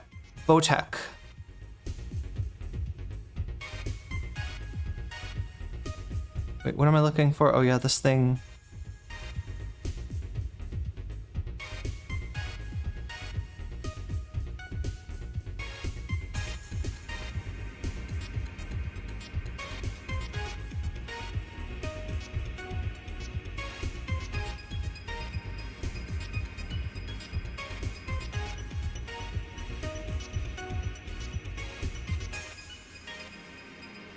Okay, sorry, this is like taking me way longer than I thought it would, but here, wait, no, this one? Oh my god, the fucking video title is No Starvation in Gaza. That's... I mean, that's the Shmuley that we know and don't love. That is his MO to say shit like that. Max Zionist, yeah, we got the Max centrist in Cenk Uygur. Yeah, we should start calling that asshole a Max centrist. I mean, if he's gonna call us Max leftists, he's a fucking Max centrist. And I know he hates that. I know he hates that. Anyway, here's Rabbi Shmuley. Oh my god. Oh my god, he looks like he's in pain. Looks like every moment of his life is anguish but yet no anguish, no suffering apparently in Gaza. Okay, so so this is our moderator here. Kind of a funny guy in his own regard, right? We got two funny guys in terms of Cenk Uygur and Rabbi Shmuley Botek, and we got this just strange expression. Chat, this is I don't know that much about this network. It's called Arabiya. Arabiya. This is like the English edition of the YouTube channel, I guess. So I don't know about this. I don't know anything about this network. But yeah, he's their anchor for the conversation, the enlightening conversation. And you're going to see just how enlightening this conversation is. And you're going to see why, even though we're talking about an important issue here, this is something that I've reserved for the Friday fun, kind of content. Because, yeah. I also want you to take note at how both Shmuley and Cenk open up their conversations, the sort of beginning salvo from both sides versus what it degenerates into. Their desire to keep it civil versus what it turns into, I think is interesting as well. So we'll go ahead and start it here. Get to know our moderator.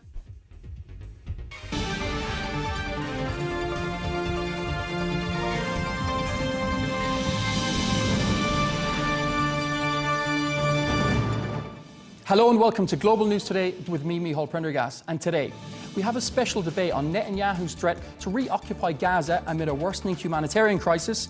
And joining me on this is Cenk Uygur, host of The Young Turks, and Rabbi Shmuley Botek, who describes himself as America's rabbi. Let's dive in.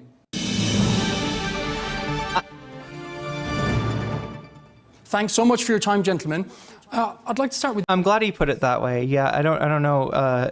I feel like it doesn't Cenk bring that up too. There's a lot of more prominent rabbis in the United States, but no, he's America's rabbi somehow. With you, Rabbi, is Israel using starvation as a weapon of war, or is Hamas blocking aid as Israel claims? Firstly, thank you so much for having me on, and it's nice to debate my adversary and maybe one day friend, Cenk. I would ask Cenk at the beginning of this debate, let's try to have a somewhat civilized debate. In the last debate that we did, he called me a Nazi.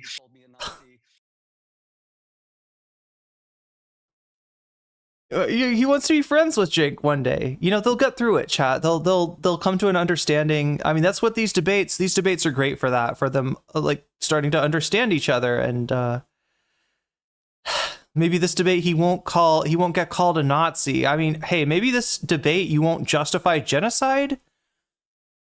One can hope, whisper of a dream, maybe.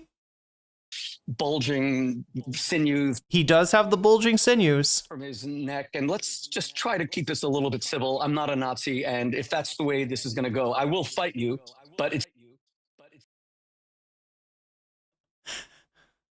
not in a Nazi sort of way, like, right? It's a detriment to the audience. So let me address the question. So he'd rather not fight. He'd rather have a nice conversation here. That's what he wants, chat. He's announced his intention of making this a civil conversation that the audience can learn something from. Israel is not only not using starvation. Is he debating from a pizzeria booth? He does seem to be at like a restaurant or something. Yeah, it's a booth. You're right. It does look like a, like a pizza place, maybe.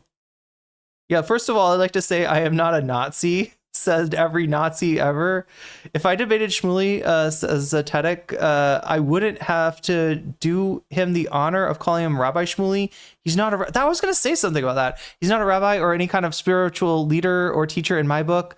I think I have heard his title disputed by people that know more about his history than myself. I don't even consider him to be Jewish, actually.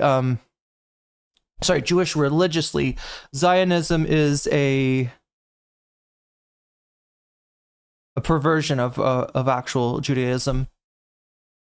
As a tactic of war, Israel is the first country in history to actually provide food, water, and all the necessities to its enemy. Remember that the Palestinian people, who are innocent, but they still elected Hamas as the representative. Since then, they're innocent, but they are terrorists, but they're innocent. What?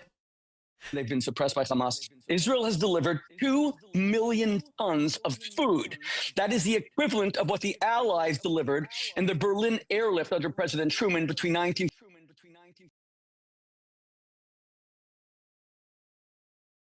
Is it the equivalent of the initial airlift? I'm trying to understand. Or is this just an issue where, yeah, technically there's been however many pounds of food that he said, but as far as actually getting it to people in Gaza, not having it thrown on the ground by angry settlers or, far-right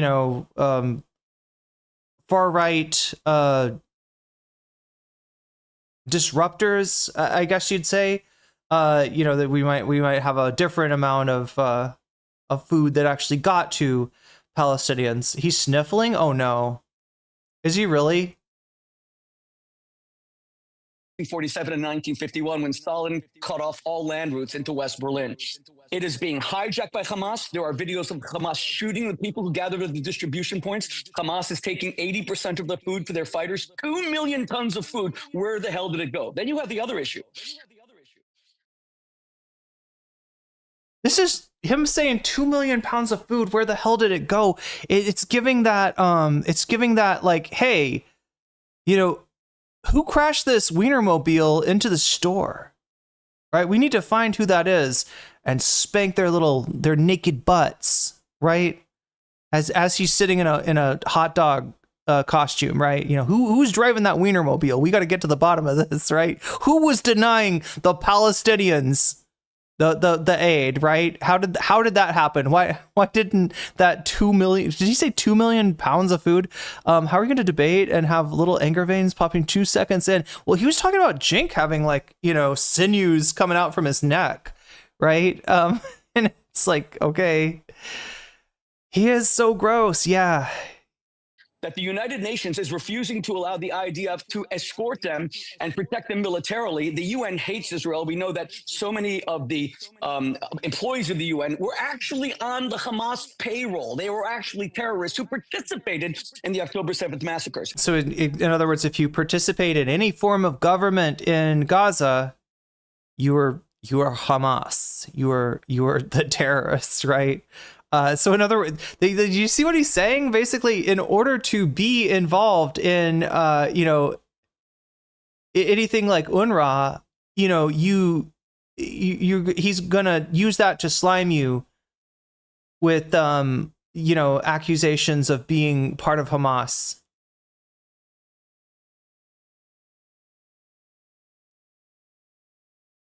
Yeah, that's the other thing, Narwhal by nature. We're talking about 25 months that this thing is, 21 months or so that the conflict has been going on for. So yeah, like 2 million might be a lot of food to like move into Berlin, at the time of the airlift, right, in a single like operation. But, we're talking about more people and actually,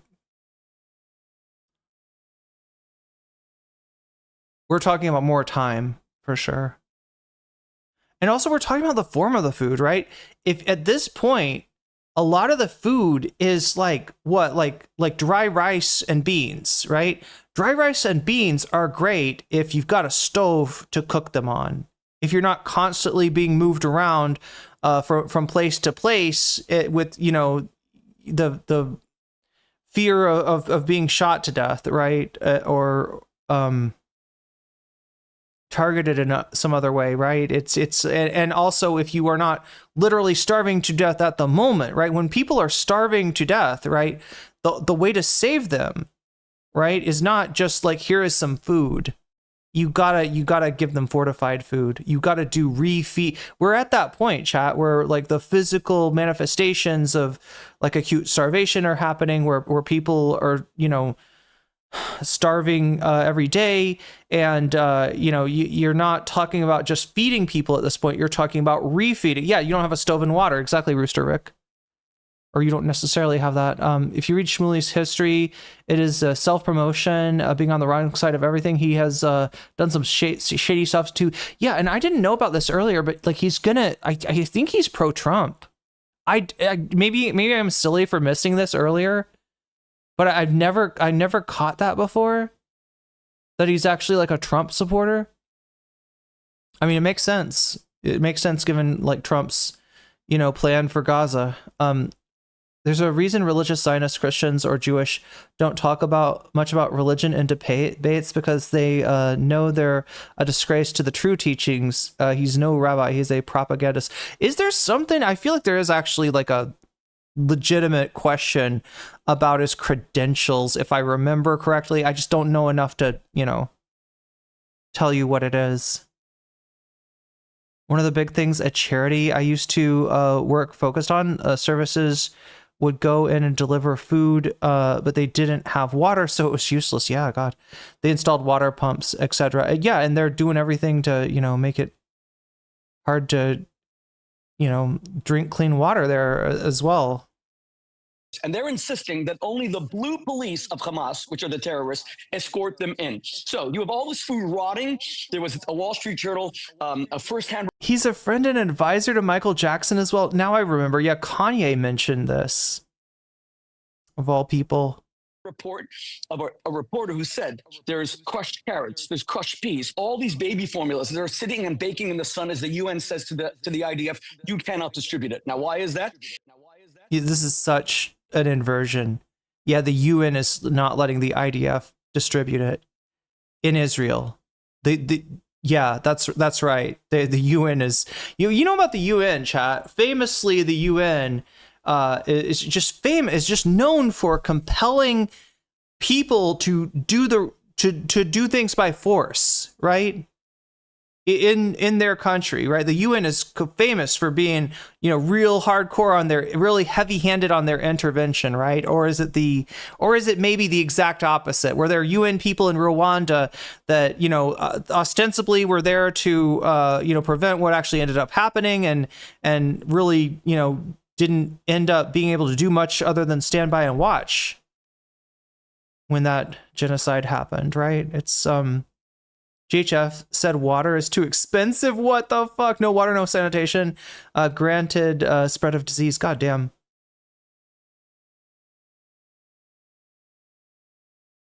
Wait, AB H3 jobs. The AB H3 job scam apparently ripped someone off for $3K. No, I didn't know about this. What is this? Wait, it has to wait. Michael Jackson. Sorry, is AB Michael Jackson? He does have a sex like a they sell sex toys. Like I think his daughter owns a company or something, and he tries to like put a patina of religious approval on the goods and services, or not services but goods. Because the more of our innocent Palestinian brothers die in Gaza, the more people like Cenk can falsely accuse me. How disgusting is that? Of being a Nazi. I'm in Budapest right now, where 600,000 Jews were killed by the Nazis. And you know what, Cenk? You owe me a frickin' apology. And if you were human in the slightest, you would finally deliver it. Because the name of your show is Young Turks, who perpetrated the Armenian genocide. It's like calling my show the Gestapo. Not exactly. Like, that's a few steps removed. That's like saying the Freikorps did the Holocaust. I don't know. It's hard to come up with a parallel, right? But it's not exactly. Or the SS. That's disgusting, and you should be ashamed. And one more thing. Is he a rabbi that blesses the lube to make it kosher? I think. Well, I don't know. I don't know if he's. I think isn't that a special rabbi? Don't you have to have like it's not just like every rabbi that can oversee the, who can certify kosherness, and I don't think that's necessarily every rabbi that can do that. It's what he does is he is like, our sex toys are for husband and wife, and there's nothing more glorious or holy than the union of a husband and wife. And he goes through it like that, right? In Genesis, God tells us to be fruitful and multiply, and you're gonna be doing a lot of fruitful multiplying with these sex toys, right? It's more like that. It's more like that. The New York Times now admits that they lied on their front page. They put a picture of an emaciated, starving Palestinian child 1 week ago on Wednesday on their front page. Later, they were forced to admit the child had muscular dystrophy. He was born with a muscle disorder. That's why he's emaciated. There was a picture of his brother right next to him, which the UN cropped out. He is completely normal. There's a picture of his mother holding her. She is completely normal. There is no starvation. Yeah, so Trip Fontaine is pointing out that Young Turks as a phrase, as a saying in the English language, just means young and like upstarts, right? It's like saying those young punks, those young upstarts, right? Right? The or the, what is it called? Like enfant terrible is the French phrase, I believe. Those accursed children, those terrible children would be said with a certain degree of jealousy, right? That's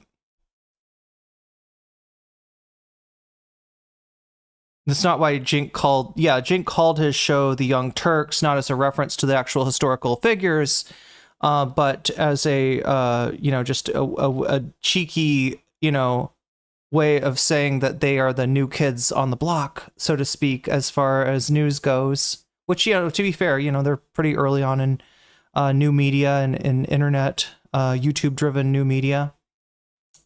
Cenk should have gone with the Fine Young Cannibals instead of then he maybe more wholesome to call himself the Fine Young Cannibals, but yeah, no, I mean, like, the name is kind of tasteless, and he's not wrong about that, but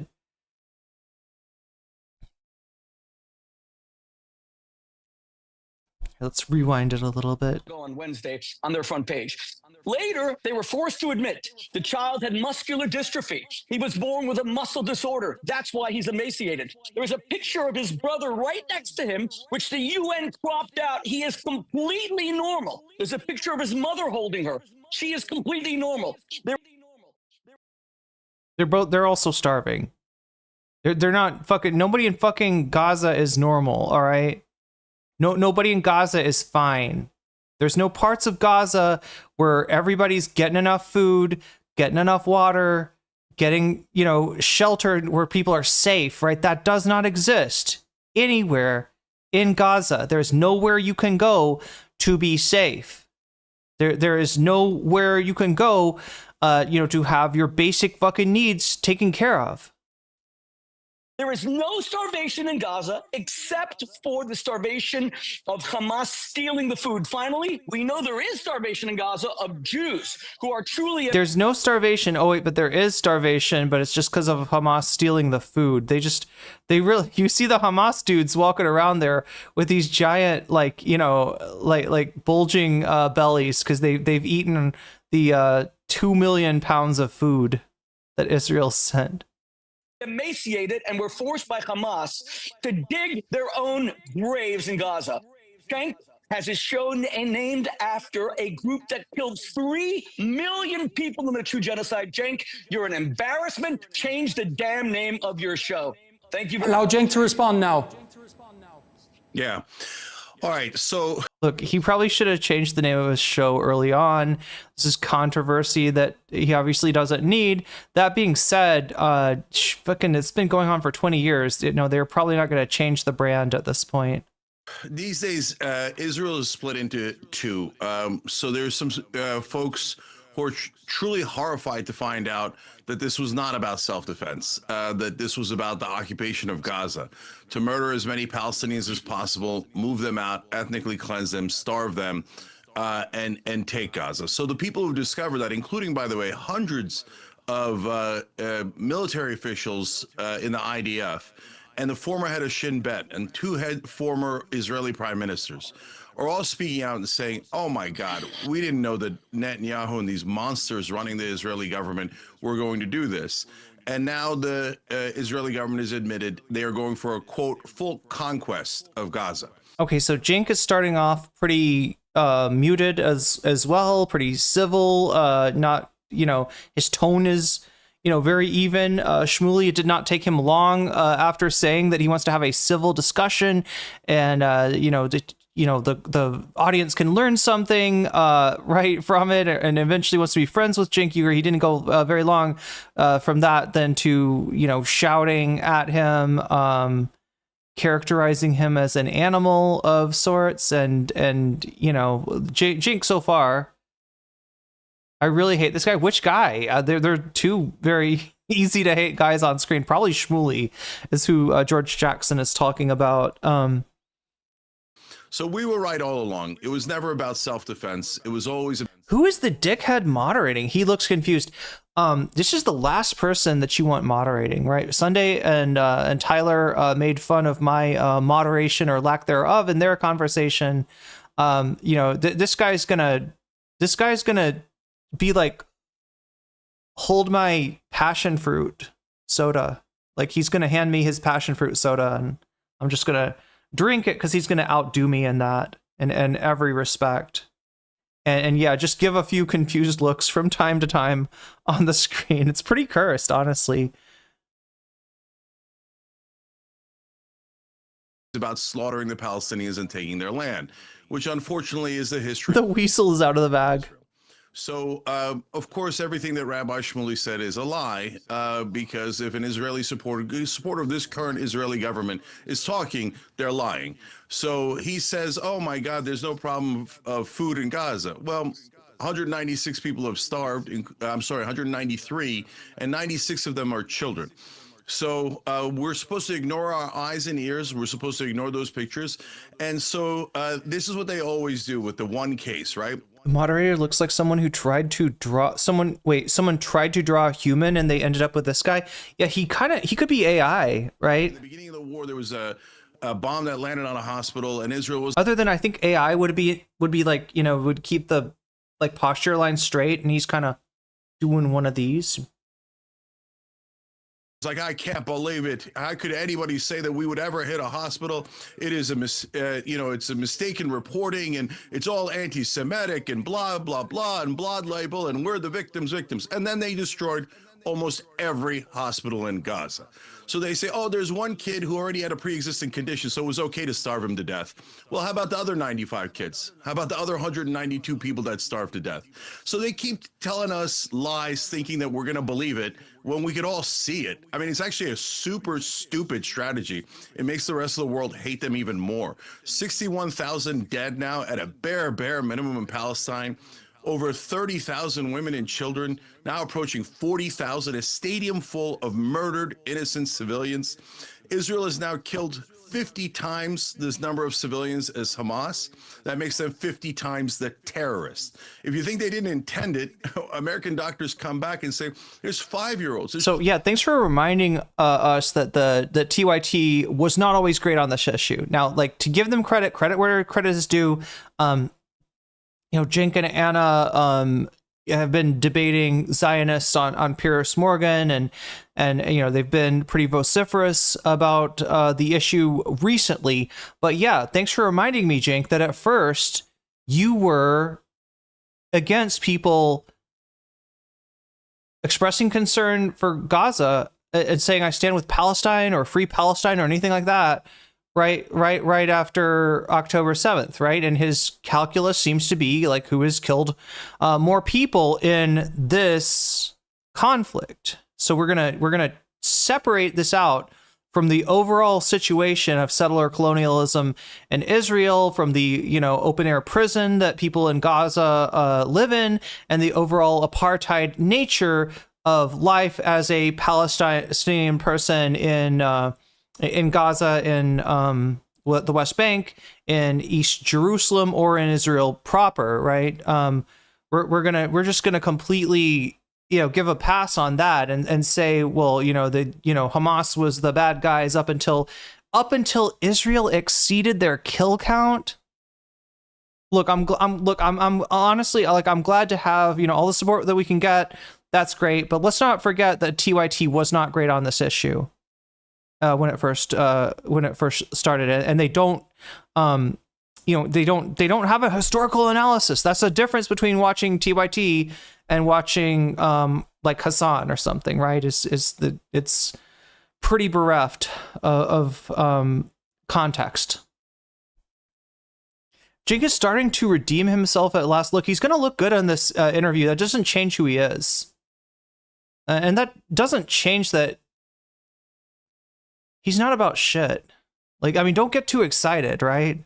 Like I said, it's great to have, all the voices speaking up that we can. Just don't confuse him with a hero, because he's definitely not that. Do you know this guy recently said I was wrong about the he said he was wrong about the tariffs. I wonder what that conversation is like, chat. I wonder what Cenk's mea culpa on Trump's tariffs is about. Yeah, he's got to find some way to be a scumbag, right? At first it was like, I think that MAGA are really populist. I think that they're not pro-Trump as much as they are anti-establishment, and I'm anti-establishment too. And we should have a beer with them, and we should, right, all that shit up until the point that the MAGA is like, you know what? We were all about finding out what the Epstein, who was involved with the Epstein stuff. But once we found out that Trump is involved in it, we're not gonna push it anymore, right? We were against war until Trump did an attack using a what the fuck? What was the bomb again, chat? Was it the? I always get this wrong. It wasn't the mother of all bombs, but it was like one of the strongest bombs in the U.S. arsenal in an ineffective attack on Iran's nuclear facilities. So after having to eat crow, right, you'd think that maybe he's over it. Maybe he's got it out of his system. Maybe he even wants to apologize and say, you know what, we didn't really know what to do. I thought there was a chance that MAGA was genuine on some of the stuff that they said about being anti-war and about holding everyone's feet to the fire on the issue of there being a separate set of laws for the elite versus for everyone else, i.e. the Epstein situation. No, instead he just finds another reason to glaze up Trump. But you know what? The cousin of all bombs. It was called the bunker buster. I almost said the bumper brassiere. I need a bumper brassiere, chat. Anyway, children. Enough about my boobs. I mean, not one or two. A lot of them with sniper shots to the head, to the chest. They definitely intend it. Now, what's amazing and interesting, and that's why, look, I don't want hatred to spread, because that doesn't solve anything. Here we go. Yeah, look at this. Maybe we're gonna have a nice discussion, chat. They both stated their intention to keep things civil.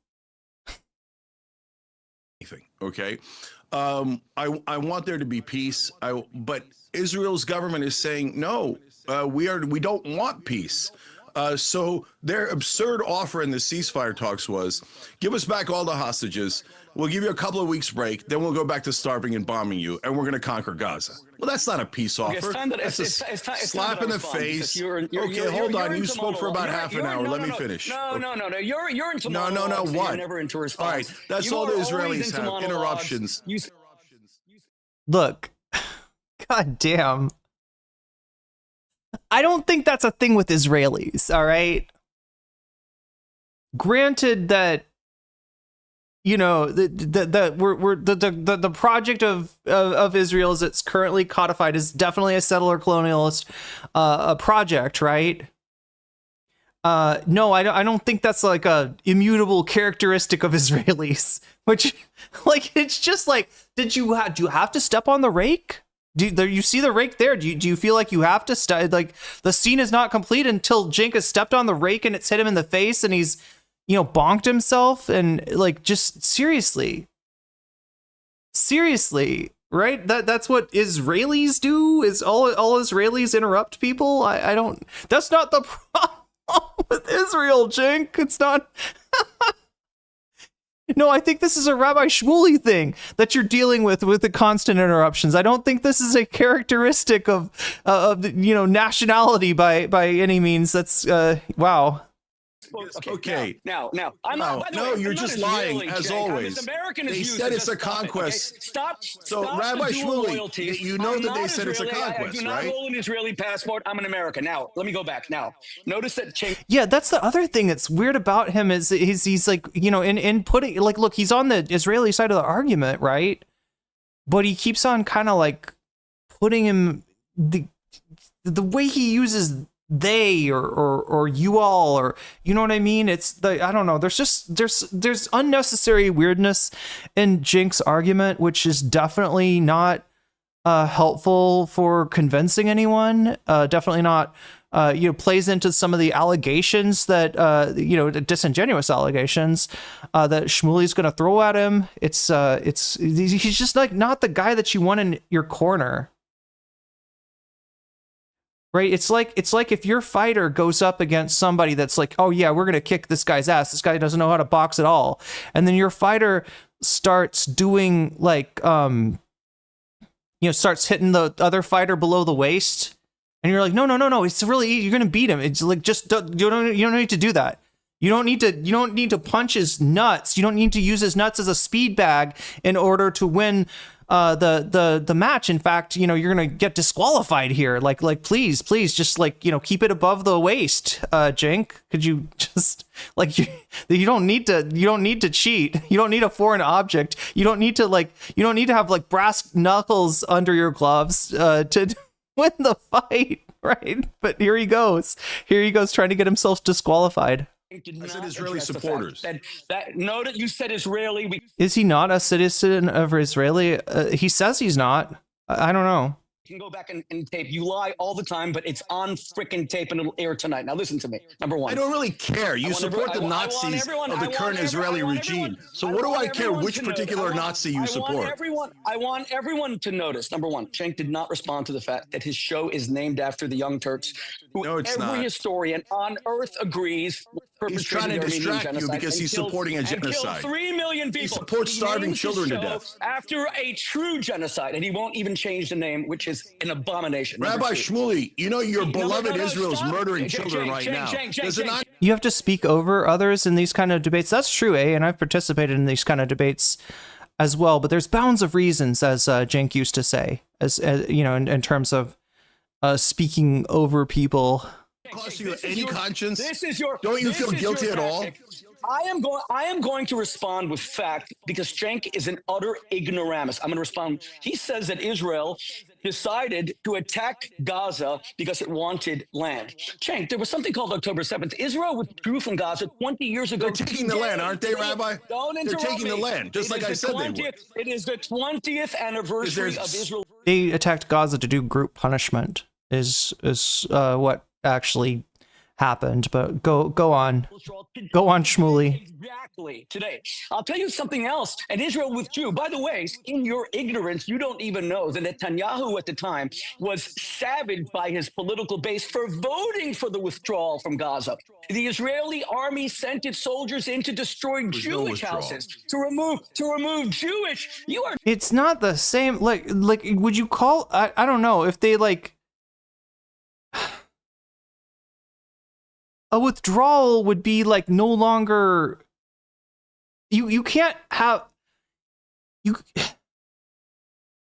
like the United States withdrawing its forces from Cuba after the failed Bay of Pigs invasion, okay, for instance, does not mean that they're not doing an embargo against Cuba going forward.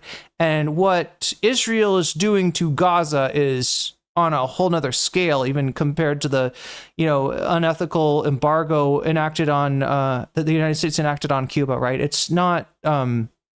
It's a weird thing to say that they withdrew. They withdrew from Gaza, built a wall around it, shot anyone who came near that wall during the March of Return, and have been operating essentially an open air prison.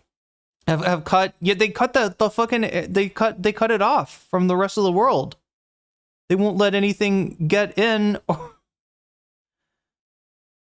There's a little something called October 7th. Okay, well, there's also something called the Nakba. If you want to, this is what I'm saying about the, and this is the problem that Shmuley wants to argue, decontextualize the issue from the history around it, but Cenk Uygur and the Young Turks weren't exactly connecting those dots in the beginning. It was only when the the incursion got so bad that they had, killed objectively more people than were killed on October 7th that you even really saw the Young Turks, stand on the right side of history.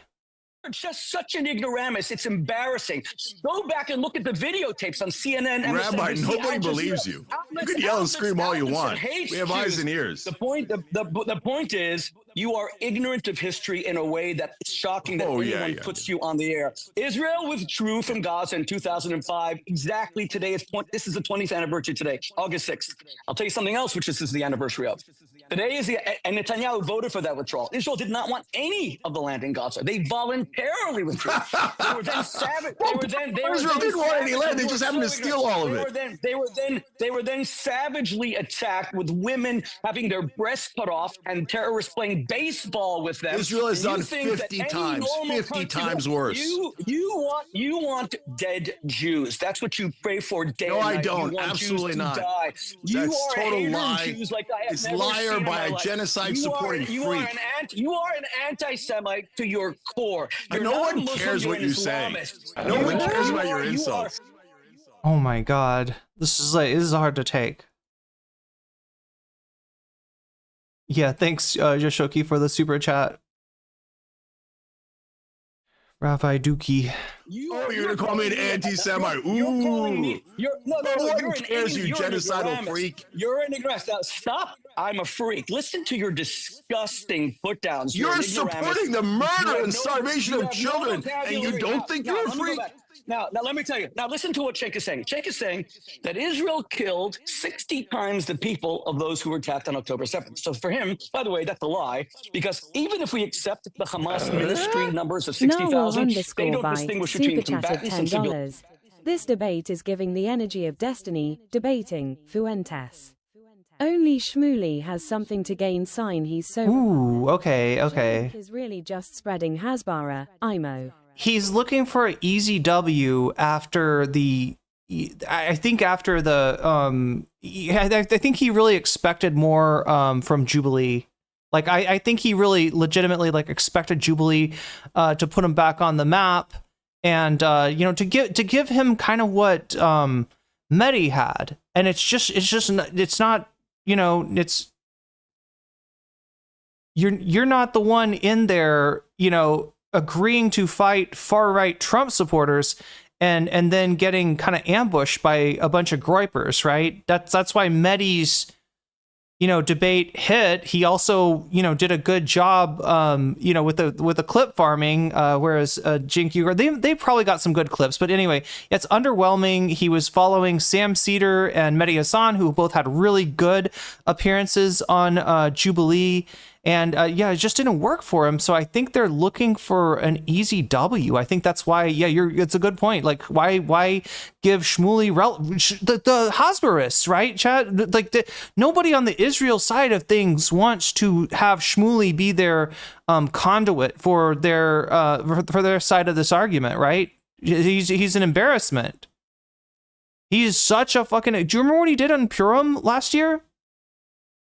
Like, he dresses up like a fucking anti-Semitic stereotype and then runs around with a glass of beet juice, saying that it is Christian children blood or some shit. Like, he's literally like, I mean, like, and all over, I think Candace Owens saying some legitimately anti-Semitic stuff to him.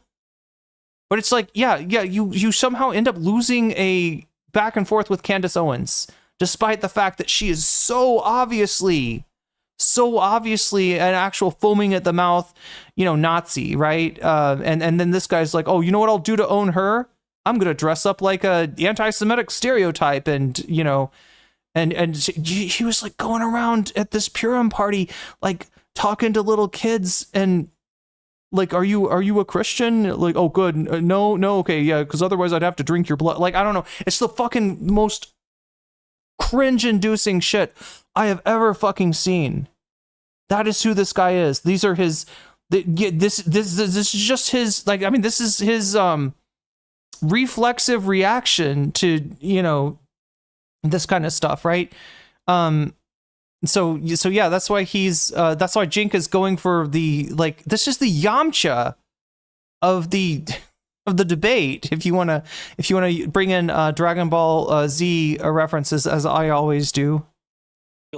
Israel, even according to Hamas, Israel has a 1-to-1 civilian to combatant ratio. That compares to the British in the Second World War of 1 to 5. The British killed 5 civilians for every one. The Americans none of this is true. The Americans killed 4 Japanese for every civilians for every 1 fighter. And guess what, Cenk? Today is August 6th, 2025. It's the exact 80th anniversary of Harry Truman dropping an atomic bomb on a place called Hiroshima. That killed 150,000 in one instant. You know how many died in Pearl Harbor? 2,300. So you must say that Truman, based on him having killed 50 times the number, was a Nazi as well. So just say it. Harry Truman was a Nazi. Harry Truman pressed the button on two, like, God.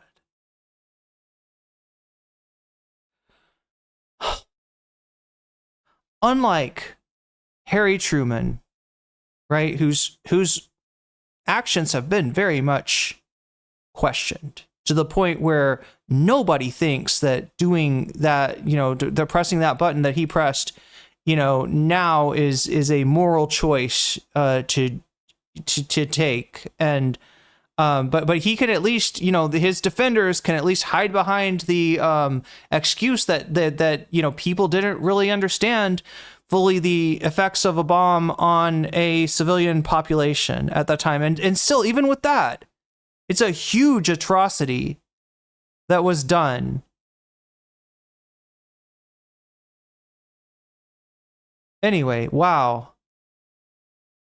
This is like the bringing up the genocide of First Nations people as a reason to let Israel continue to push out and ethnically cleanse the remaining Palestinian lands, right? Like, well, the Americans did a genocide, so shouldn't Israel be able to do one too? No, that was bad. That was horrible. That was an atrocity. God damn. God damn. That's where he reaches for. That's what he reaches for. Is like, well, the United States, like, what about Hiroshima and Nagasaki? Like, look, those were horrible, and that should never be used. That should be used as an argument against genocidal acts, right? Not an argument for it. Not like, hey, wasn't that awesome? Like, right? Or what he's really gonna try to say is that I guess, like, what is he resting on? That, like, Israel's attacks have not so far contained nuclear arms? If you at least say that now, that Truman, FDR, and Churchill were Nazis, I will at least say, honestly, that you're at least true to your word, you're consistent. Say it. Truman, Churchill, FDR were Nazis. Can I ever talk? You won't say it. Can I you ever won't talk? say it. Not Okay, until so let's know for the record that Allow Cenk to respond. 80% of the time. 80 Yeah. years Allow Cenk to respond, Rabbi. Oh my gosh, fix your volume, Al Arabiya. 150,000 people today. Go ahead. Yeah. Was he a Nazi? Okay. By the way, this is a classic debating trick of Israeli supporters: filibuster, talk over the other guests, try to drive them crazy, No, say that's nothing what you but do. lies. That's what you So, do. That's what okay, you do. see, here he and is you call doing me it a again. freak and a Nazi, etc. You see that? Ad hominem. I told you. You have no vocabulary. He's proving me You right only as know we Mullah speak. Salab. Rabbi, allow Cenk to You're a finish. Nazi, and I'm not going to take. Allow Cenk to finish, Rabbi. I'm not going to call Jews Nazis anymore. You anti-Semite. Yes. Allow Cenk to respond. Allow Cenk to respond, Rabbi. Rabbi, I laugh in your face at your stupid insults. Nobody cares anymore when you use that stupid trick of calling people anti-Semites because they're anti-genocide, because they're anti the murder of Palestinian children. Okay, so here's the reality. Right now, Israel has murdered 1,400 people trying to seek food.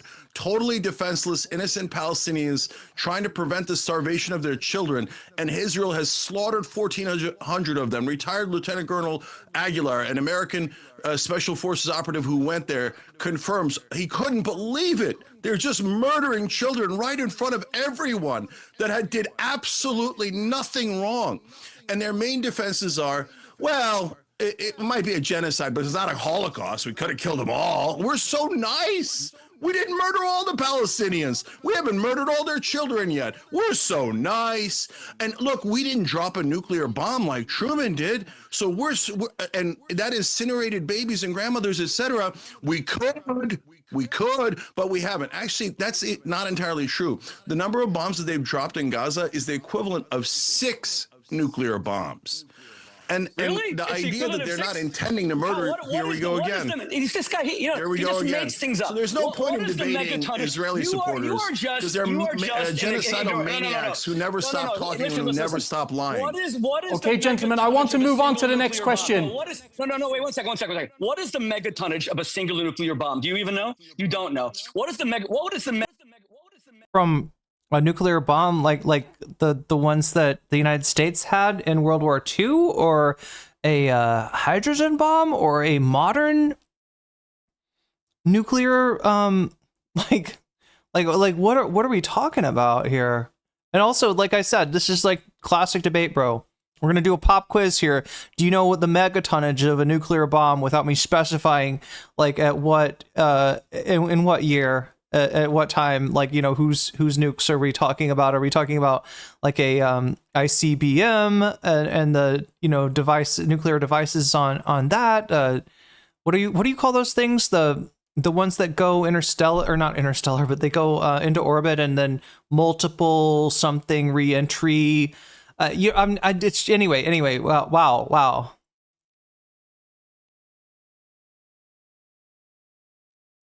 Shmuley said there's no starvation in Gaza, but Cenk is just making stuff up. Oh, about the megatonnage? Oh, I see what you're saying. Yeah. Shmuley says there's no starvation in Gaza, which is something that he's making up, but no. Cenk is the one making stuff up. I got what you're saying.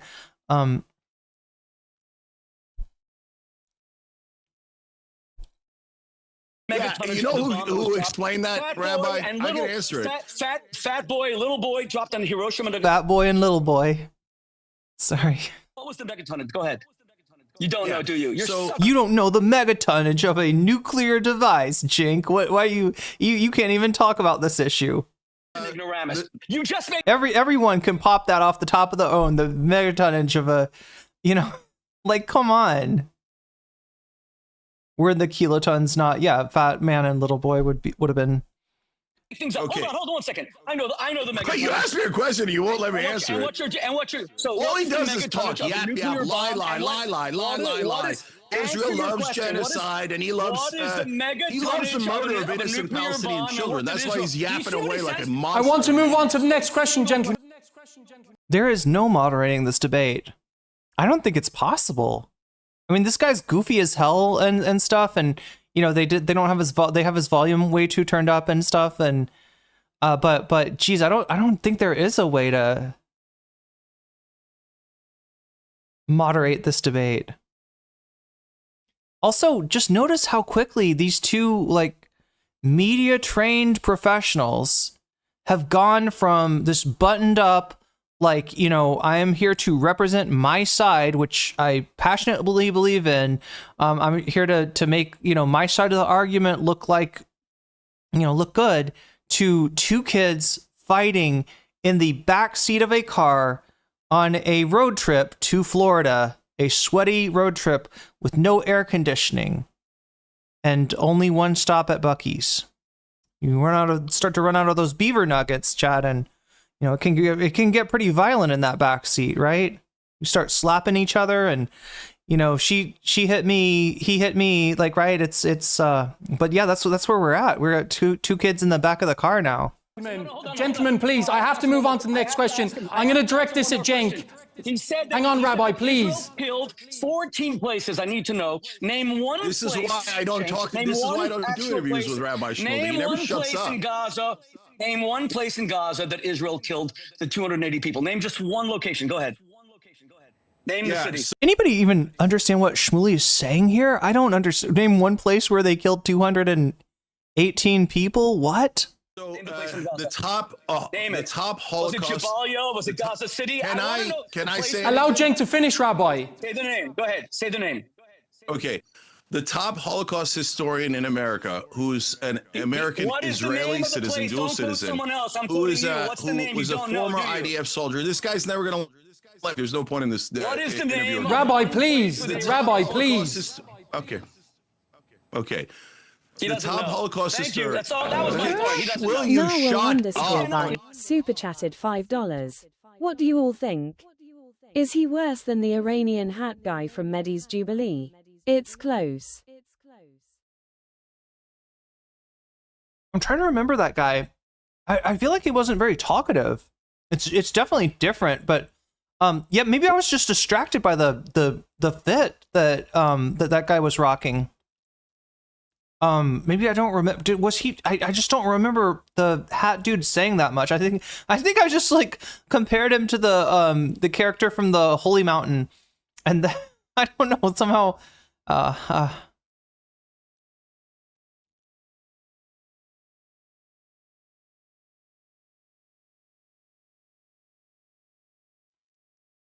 It's not a debate. It's facts versus Hasbara. Yeah, kind of. Oh, he's talking about Hiroshima still? Wait, with the where were 218 people? Oh, that guy, yeah. Oh, that's who you're talking about. As a Persian, fuck that guy. Holy Mountain reference, that's right. Name a single place. He cannot name a single place. I want to move on to the next question. Please. What do you think, chat? I don't remember that guy all that well, but maybe chat does. I feel like I remember that guy just being really quiet and just not having a lot to say and getting kicked off early.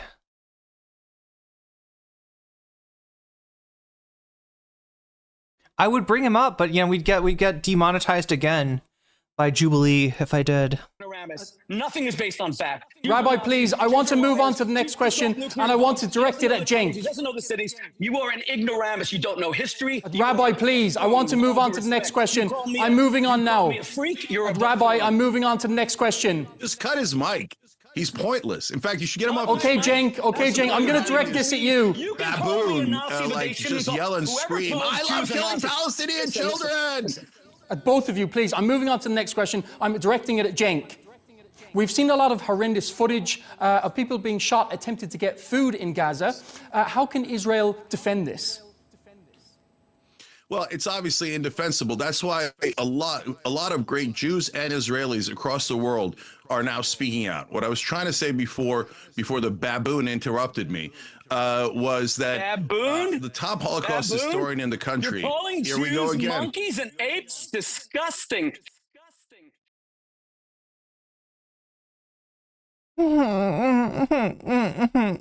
Is that even a trope?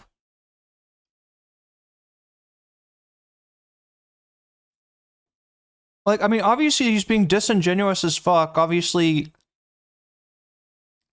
like oh my God. What? What? How vile are you? Did You just murder call a Muslims Jew a for baboon? fun. You don't get to are talk about disgusting. racism. You are You just murder a Palestinian hugely children for anti-Semite land. to the You're a core. If I was disgusting black, would you call genocidal me a pig. baboon? So you don't get to talk about How do we racism have a and man who is anti-Semitism. so Oh, poor little low? victim. Do you call me a And by the way, I got baboon? what, 5 seconds in Disgusting, before the vile. baboon You interrupted named me? Rabbi, me allow a Cenk to answer. baboon? Allow Cenk to answer, You please. call me a baboon? You're Please go, you're Cenk. just an embarrassment. Soon he'll be throwing Embarrassment. feces onto the screen. You're an This is parody at this point. This is why we're watching this for Friday night, all right? Would have given you something more serious if it was a weekday night.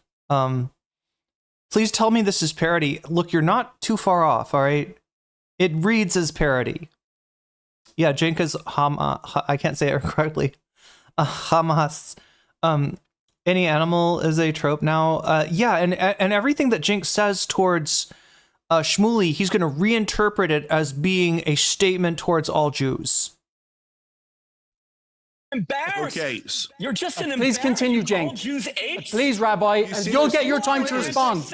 You'll get your time to respond, Rabbi. This is unacceptable. You will not call Jews monkeys and apes. You are a disgusting, vile Jew hater to your core. I've never met I anyone don't like care you. The what fact you that you're think. put on You're a anyone's air is genocidal grotesque. freak.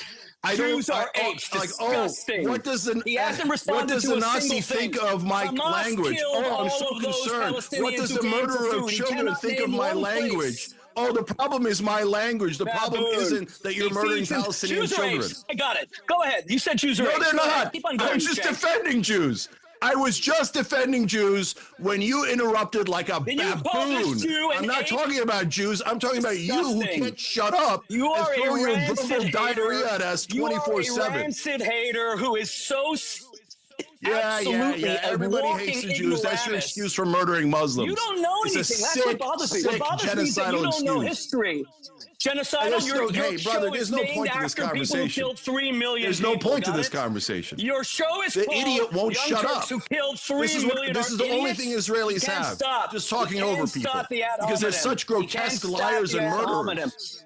Okay, please, Rabbi, I'd like to ask you a question. I'd like to ask you a question, Rabbi. I didn't get to answer. Your neck No, I didn't get to bulging as answer. your hatred The of baboon Jews won't is let me Okay. look. He even looks like one. Rabbi Shmuley, I please look like a allow baboon. Cenk. Please allow You Cenk to believe finish. what we're listening to. I will never use an ad hominem attack against how he looks ever because I have dignity. I'm a human being. I sent you a comment a couple of minutes ago. Are you talking about the super chat? That was the Iranian guy that was arguing with Mitty. Yeah, the hat guy was that guy. I just don't remember. Like I don't remember what he said. I just remember his fit. It was too distracting. I think anyone that platforms Shmuley needs to be in The Hague. He needs to be dwindled into irrelevance. The thing about Shmuley is I feel like there's maybe more interest in keeping him off of platforms from the pro-Israel side, considering like what a layup this guy is to debate. Like literally, Candace Owens is able to look like, you know, halfway decent debating against this guy or in a back and forth with this guy. And she is an actual, like, she is what Shmuley is, you know, is accusing Cenk of being, but for real, right? You know, it's a comment I tagged you in. Okay, thank you. About the Iranian hat guy?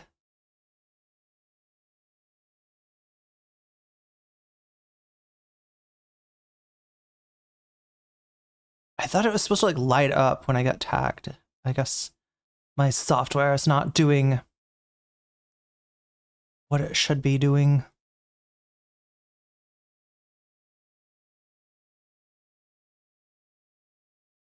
Is he worse than the Iranian hat guy is the question. Oh no, am I somehow not seeing, like, maybe I gotta look in live chat. Please allow him to finish. Day one. You'll never use an ad hominem attack. All the Israel. Photo Metal 17. You know what? You're right. Keep him around, and he'll facilitate it into of the Israeli apartheid. I mean, look, he's being used here to refurbish Cenk's tarnished pride, right? The Jubilee did not go the way that he wanted it to, and so he needs an easy layup, and Shmuley is that easy layup. Always have his ad hominem attacks. No wonder. By the way, oh, now hey, you watch know us why starve Cenk children has to no death. issue You called with me Mangala. something. Now You said I'm starving children. now Answer you sunlight. know- That's now all this you- baboon now you know has. Now you know why he has no issue with Mengele experimenting on Jews, because for him Jews are apes. I to hate be the experimented Nazis. on laboratories. I would have He said fought that like I hell am to a save monkey, Jews I'm from a the baboon. Holocaust. You can If you were a experiment on German, me. you I would have. look like- See, there's also quotes that could be pulled out of here from Cenk that do sound on their own pretty cringe. I would have fought like hell to keep Jews from being holocausted. I don't know, right? But because he's up against Shmuley, you hardly even notice it.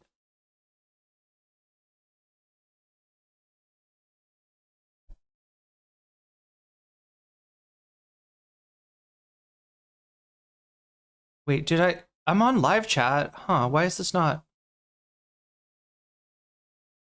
I should at least be able to see the ads.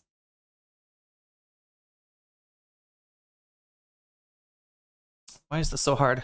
Cheerleaded and said, no, they're lying about Hitler. That's what you Jews would have said are if you were a baboons. German, because that's what You you're have saying no now in defending the self-respect. genocide The fact and that murder you of have Palestinian any children. credibility. I'm not going to take your insults, your ad hominem Then ignorant. get the You hell won't off even answer a there. question Then that I shut raised. up and So you leave. are- Allow Cenk to finish, Rabbi. Allow Cenk. Facts. Allow Cenk to finish.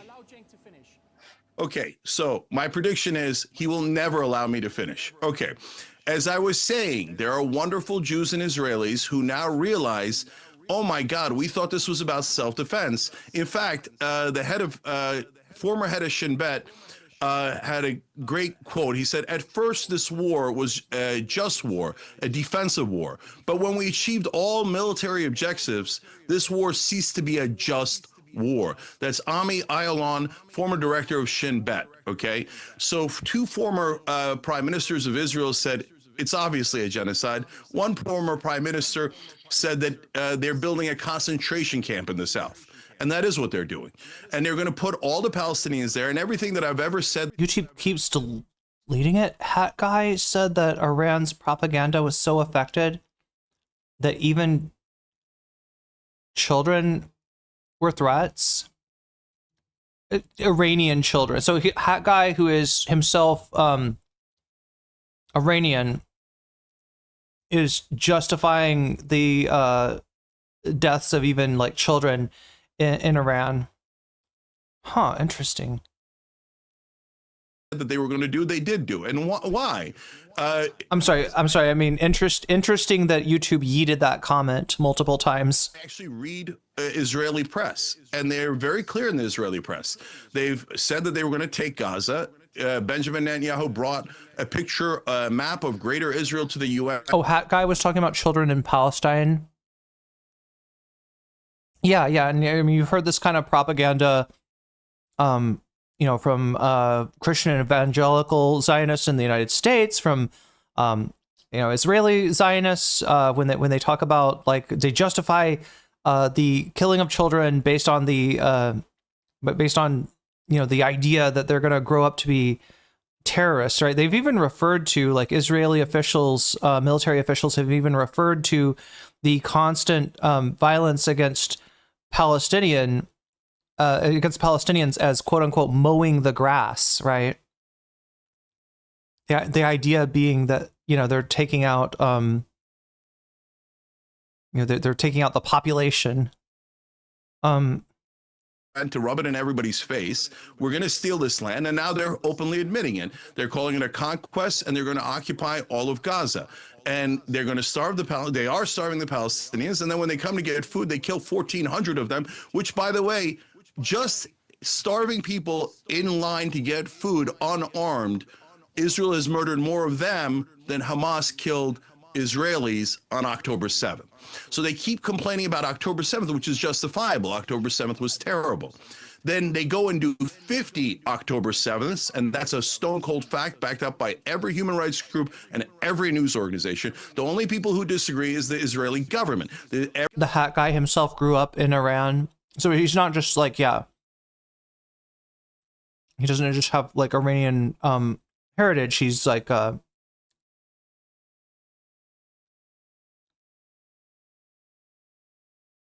mean, yeah, right wing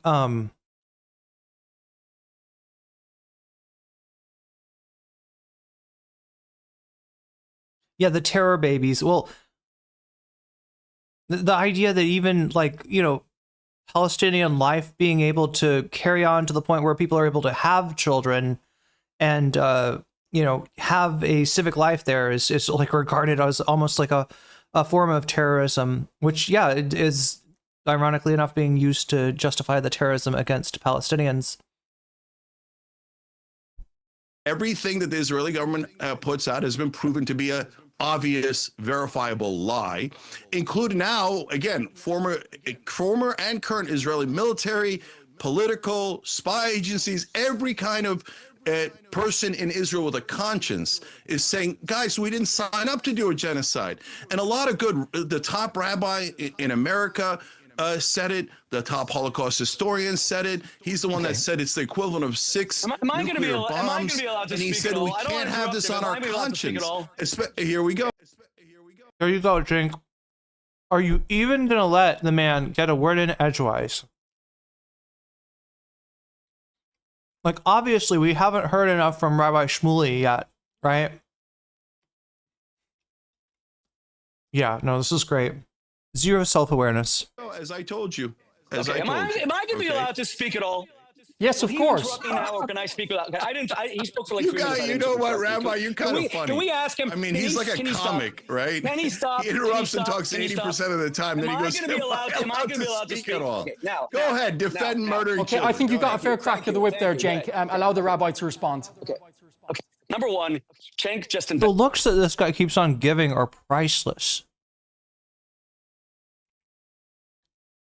Like, he looks like, it reminds me of Dan from H3 when he's like, but Dan would be Dan would be like sarcastic, like it would be like him giving like this guy's giving serious looks the way that Dan does like joke looks.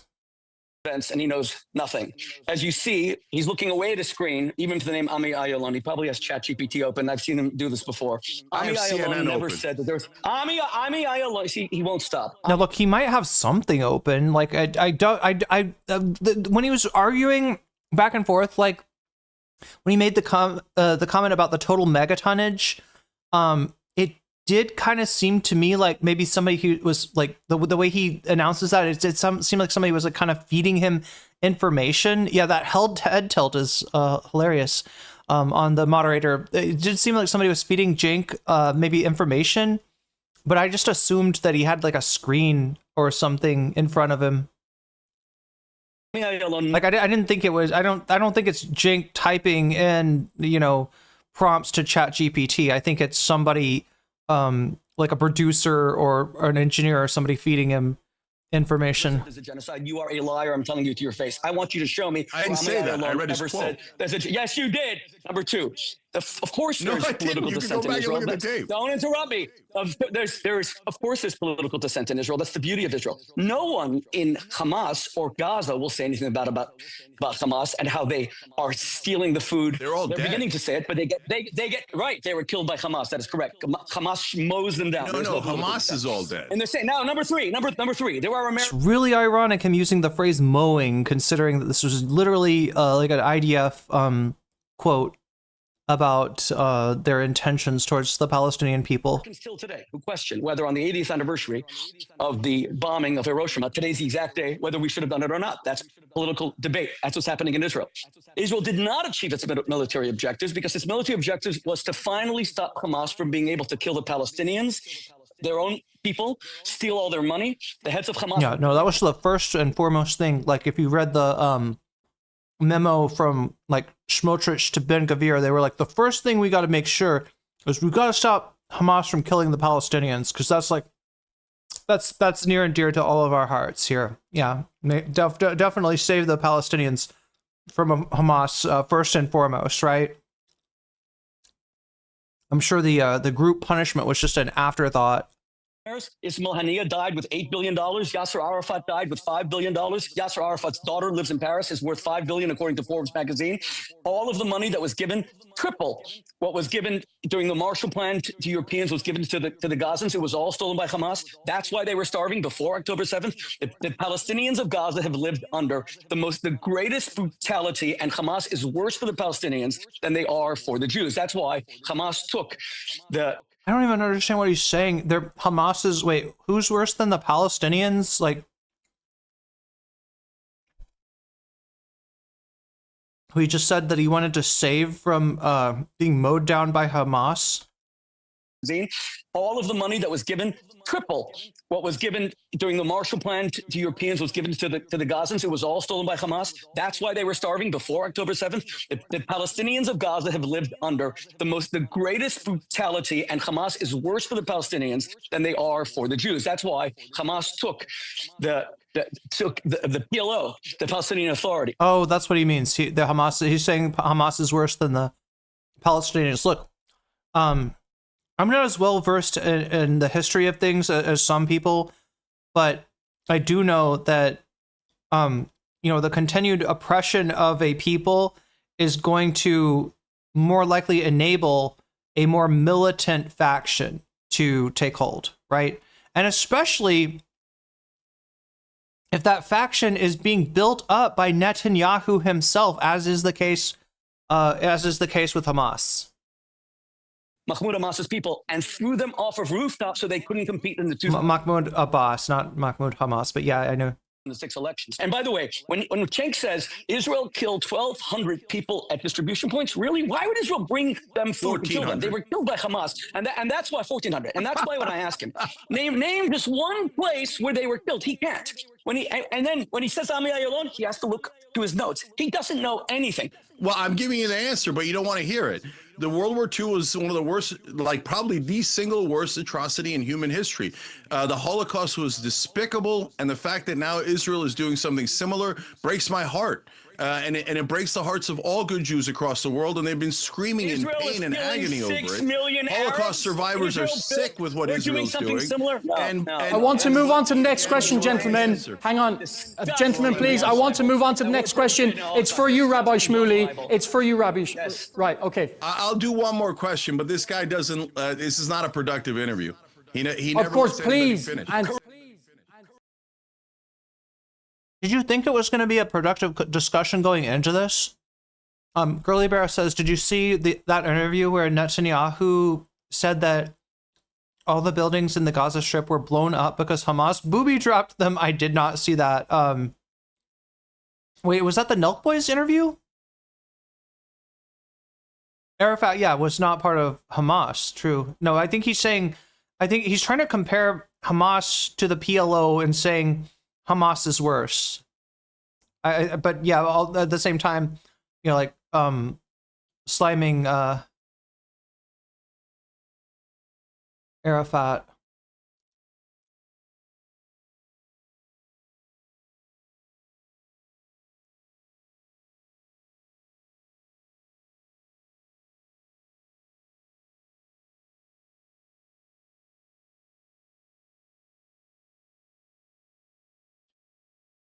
Oh my God. Chat, do we need like I didn't prepare like a palate cleanser. But I'm starting to feel the powerful need for a palate cleanser.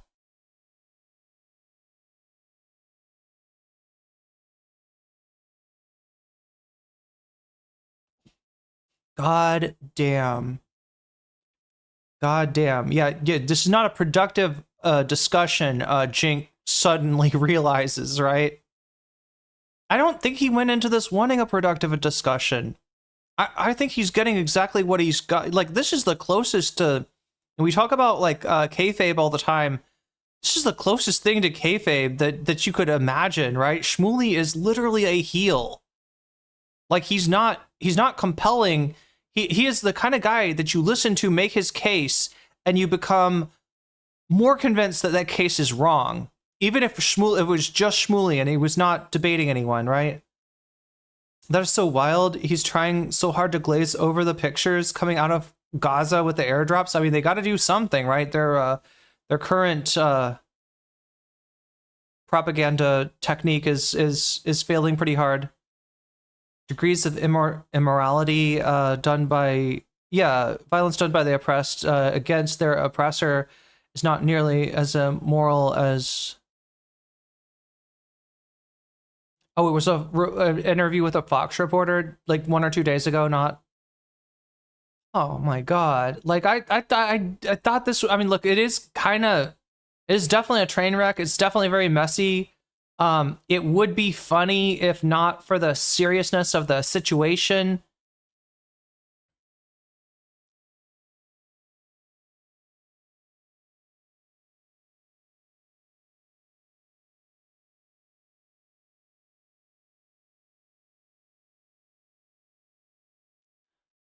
Let's jump back into it. Okay. I needed a break for a second there, chat. I was like, this is not good. Is he really good for that's what I was saying, that he, like, I mean, it's hard to imagine putting myself on the opposite side. Oh, that's the interview with Netanyahu. It's hard to imagine putting myself on the opposite side of the argument because I don't have any, I don't have those sympathies. But if I try to do it, I can't imagine that somebody that is on the Israel side of this argument is gonna want Shmuley talking, let alone debating anyone. He is very much, functioning to make the opposite argument that he intends. Like to see someone doing a Judy Garland impression destroying J.K. Rowling? Okay. I'm game for that. Let's see. Wait, can I copy this? Wait, is it copyright free first? I hate to have to ask. It's a short. Uh-oh.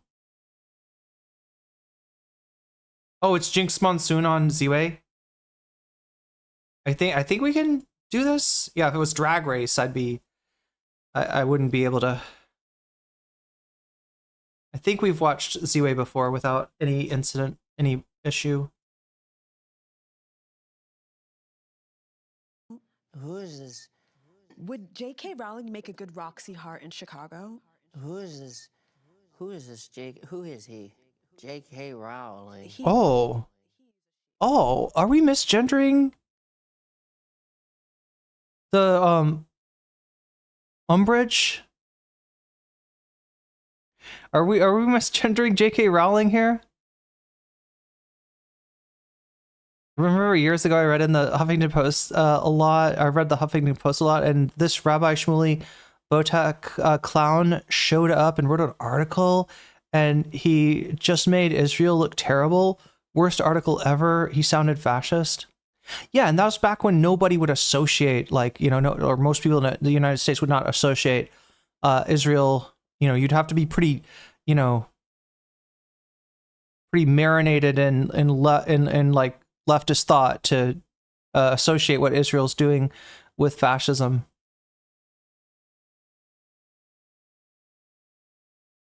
He couldn't have possibly done a worse job appealing to the audience of Huffington Post if he tried. Wait, about. Wait, what are we waiting to? Are we waiting to decide if it is copyright or? I think we're okay. I think this is just Z-Way's channel on YouTube, right?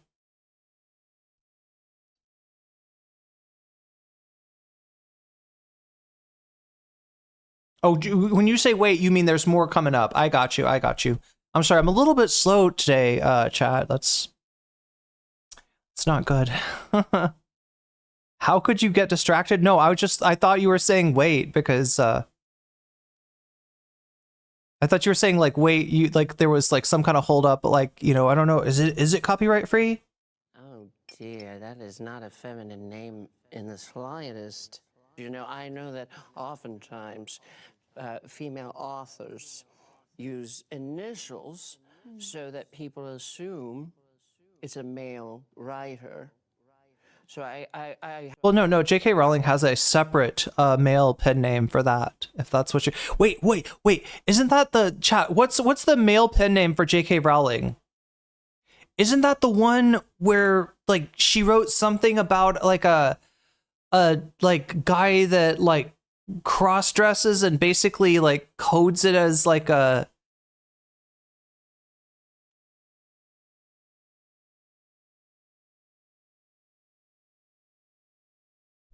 have to presume that J.K. Rowling was unsatisfied with the way that the world saw her, and then she transitioned herself into a new personality so that the world would perceive her the way she wanted to be perceived.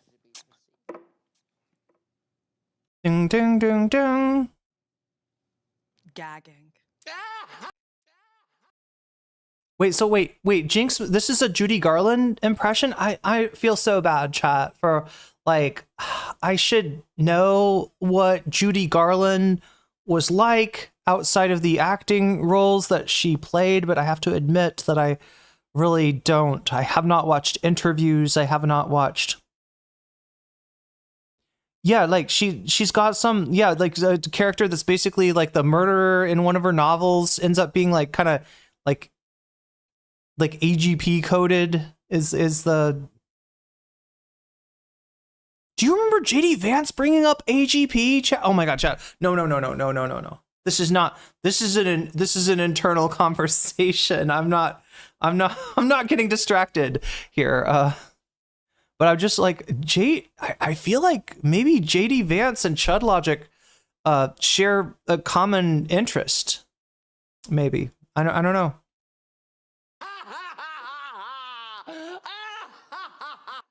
I mean that is just, yeah, Robert Galbraith is the J.K. Rowling the male pen name that Jinx is a sober diva now. Nice. Rowling make a good Roxy Hart in Chicago? Who is this Jake? Who is he? J.K. Okay, Roxy Hart from Chicago, the musical. Rowling. He's a she. Oh dear, that is not a feminine name in the slightest. You know, I know that oftentimes female authors use initials so that people assume it's a male writer. So I have to presume that J.K. Rowling was...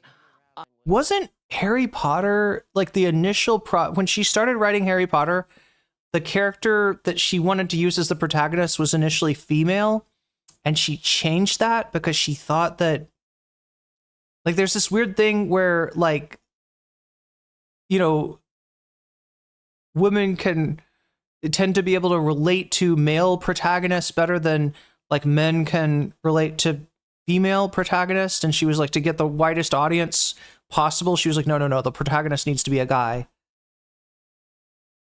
Did she transition Harry Potter? Is that, am I remembering that correctly? She keeps calling me the swamp witch from the Dark Crystal. Wait, what is this from?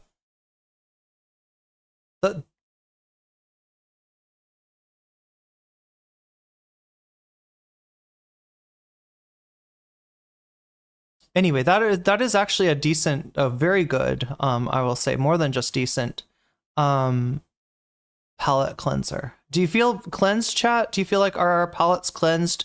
Are we ready to move on with the curse debate?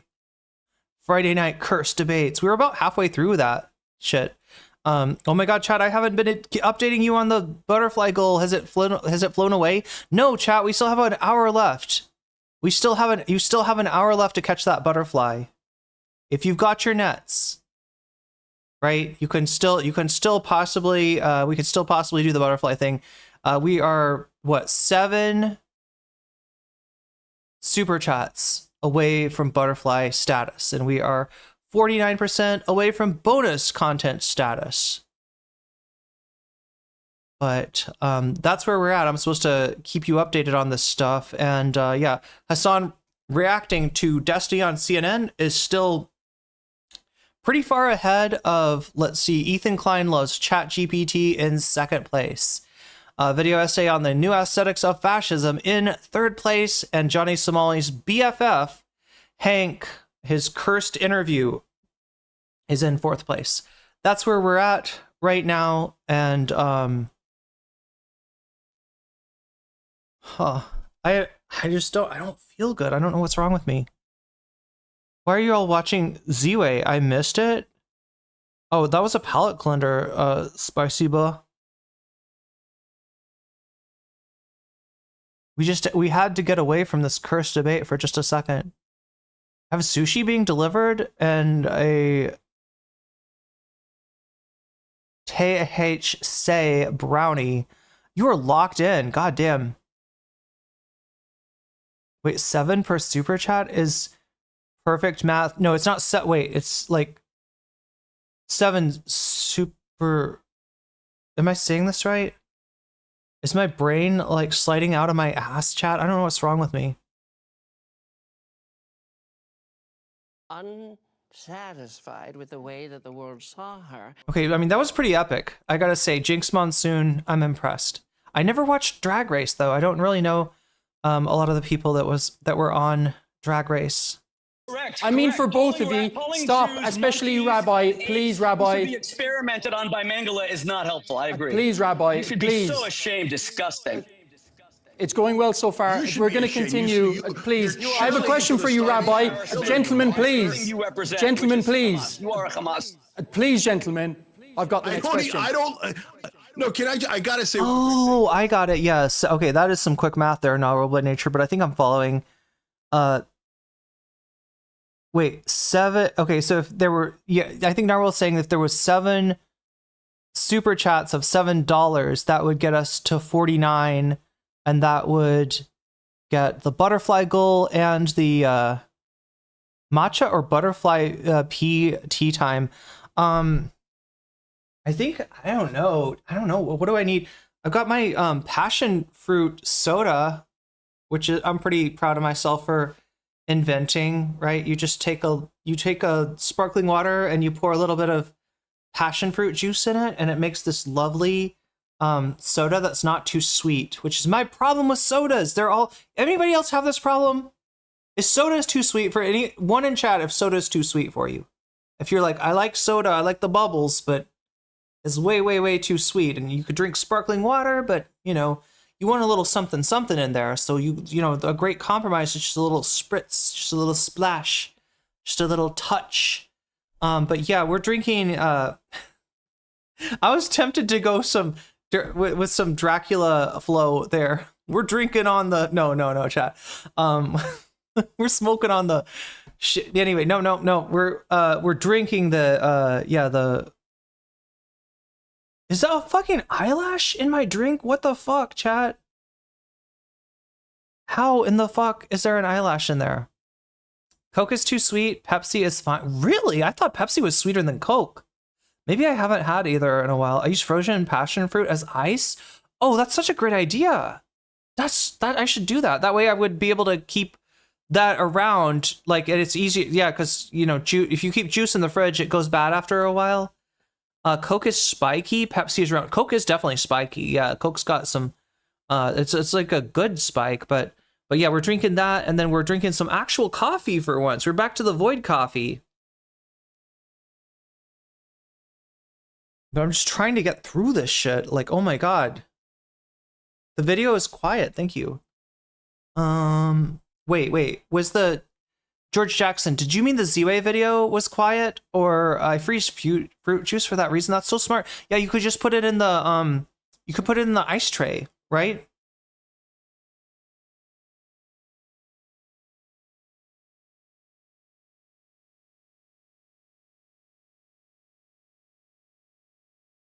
This You idiot are keeps Hamas. saying I'm You pro are Hamas. Hamas. You When love I've Hamas. said I'm Whoever said this guy's a parody, yes, there's the parody. right?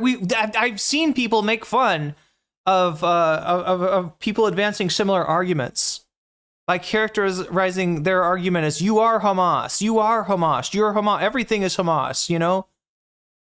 Coke tastes sweeter, but it could go either way. I mean, I don't know. Like with the Coke, I mostly noticed the burning, the pleasant burning sensation. It's like got a little cinnamon to it too, doesn't it? Like kind of little cinnamon. And then Pepsi, like all I really noticed with Pepsi is like the sweet. But I haven't had soda in a while, so maybe they changed the formula. I learned how an Irish coffee was made yesterday. Wait, what is special about an Irish coffee? Oh, you can use that shit for smoothies too. That is smart. Rave, you're giving me all kinds of life hacks. All kinds of life hacks. I'm anti-Hamas a billion. The Z-Wave video was just about muted. Debate is just a tiny bit too quiet. Okay, let's we can probably fix this. Filters, and yeah, we'll give it 4 decibels of gain. That should be about right. Coke is like drinking. Yeah, Coke is, look, it's the thing about Coke is I feel like if I didn't drink Coke for a long time and then I drank some, I'd be like, whoa, what the hell? This isn't like a beverage. But because it's like if you've been drinking Coke, it doesn't bother you at all. Isn't that what they say about betel nut too? That it's like when you first put betel in your mouth, it's like it feels like it's burning your trachea and your esophagus and your mouth. It feels like it's burning all your mucous membranes. And then if you get used to it, you just like pop the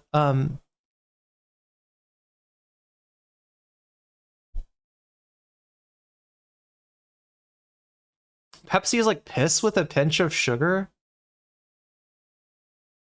You know, my sister and I had this thing growing up where if I was like, I like day, she'd be like, I like night. If she was like, I like, you know, vanilla, I'd be like, I like chocolate, right? We just had this thing where we couldn't have that's why my hair looks, you know, is always a different color than hers, even though we were both born with brown hair, right?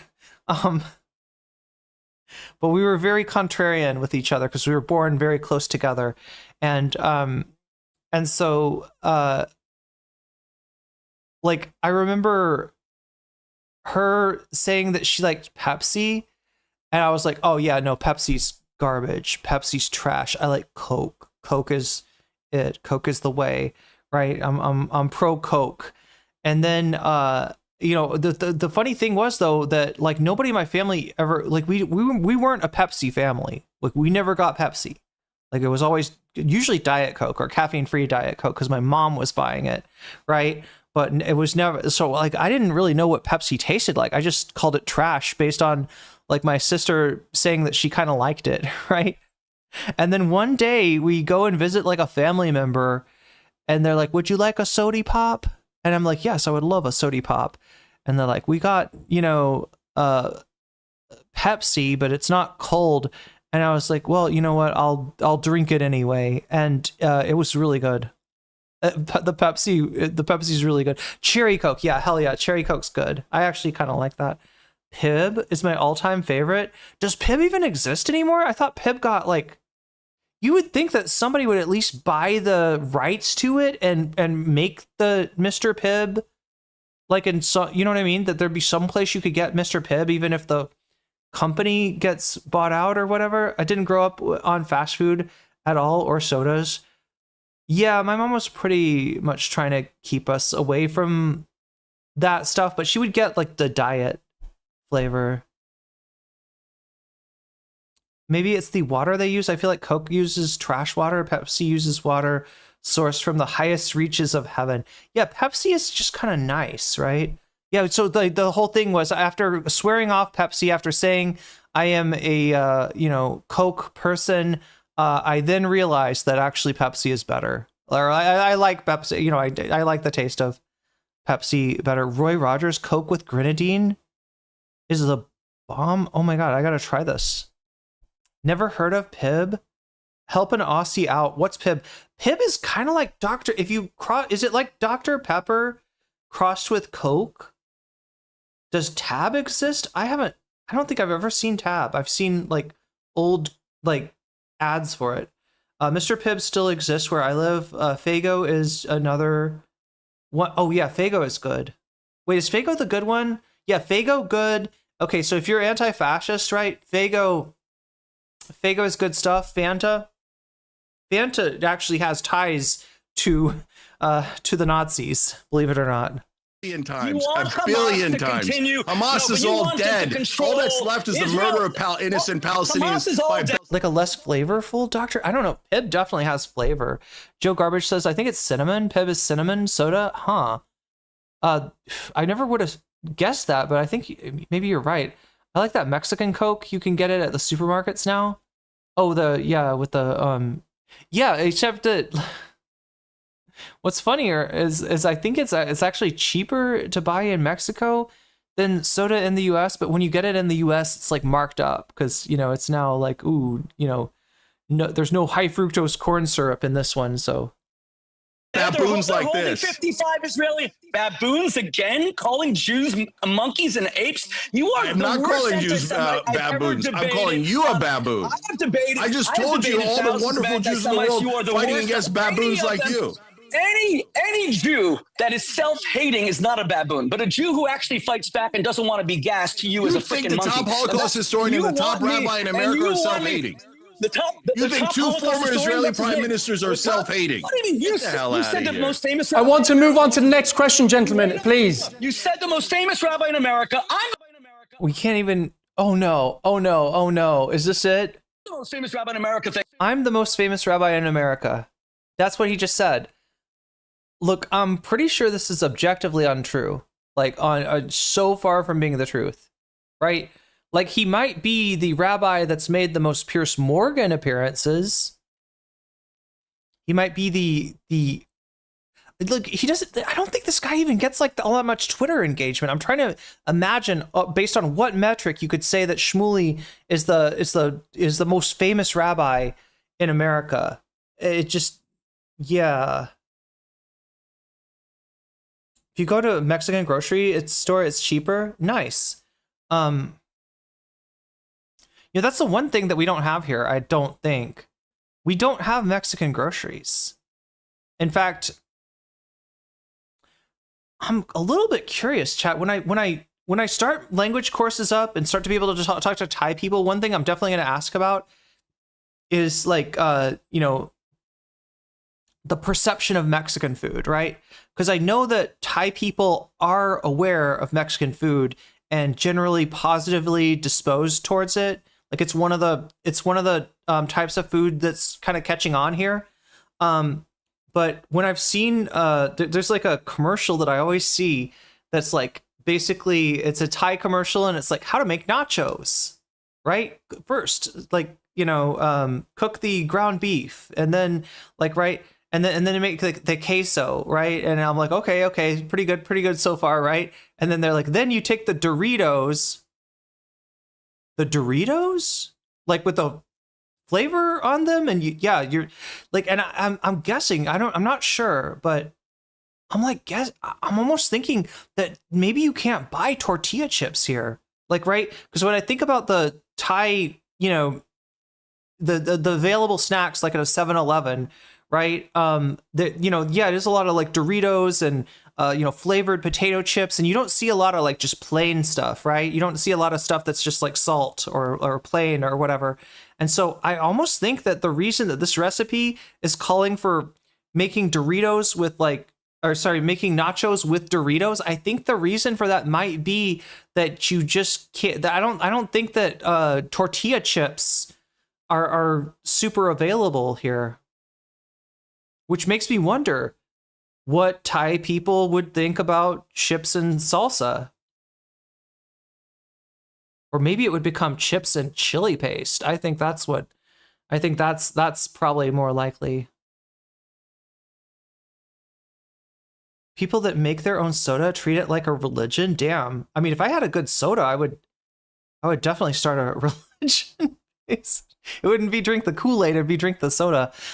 Start selling a fantastic salsa and make millions of dollars. Yeah, I mean, look, I mean, it's a different palate here, for sure. People grow up here eating very different food than what I'm accustomed to. So I don't expect the things that like are popular in the US necessarily to pop off in Thailand, but I think there's grind your own corn.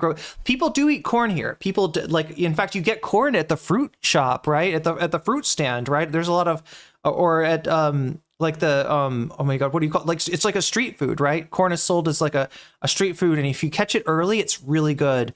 Later in the season, kind of turns into garbage. But like I wouldn't get it right now.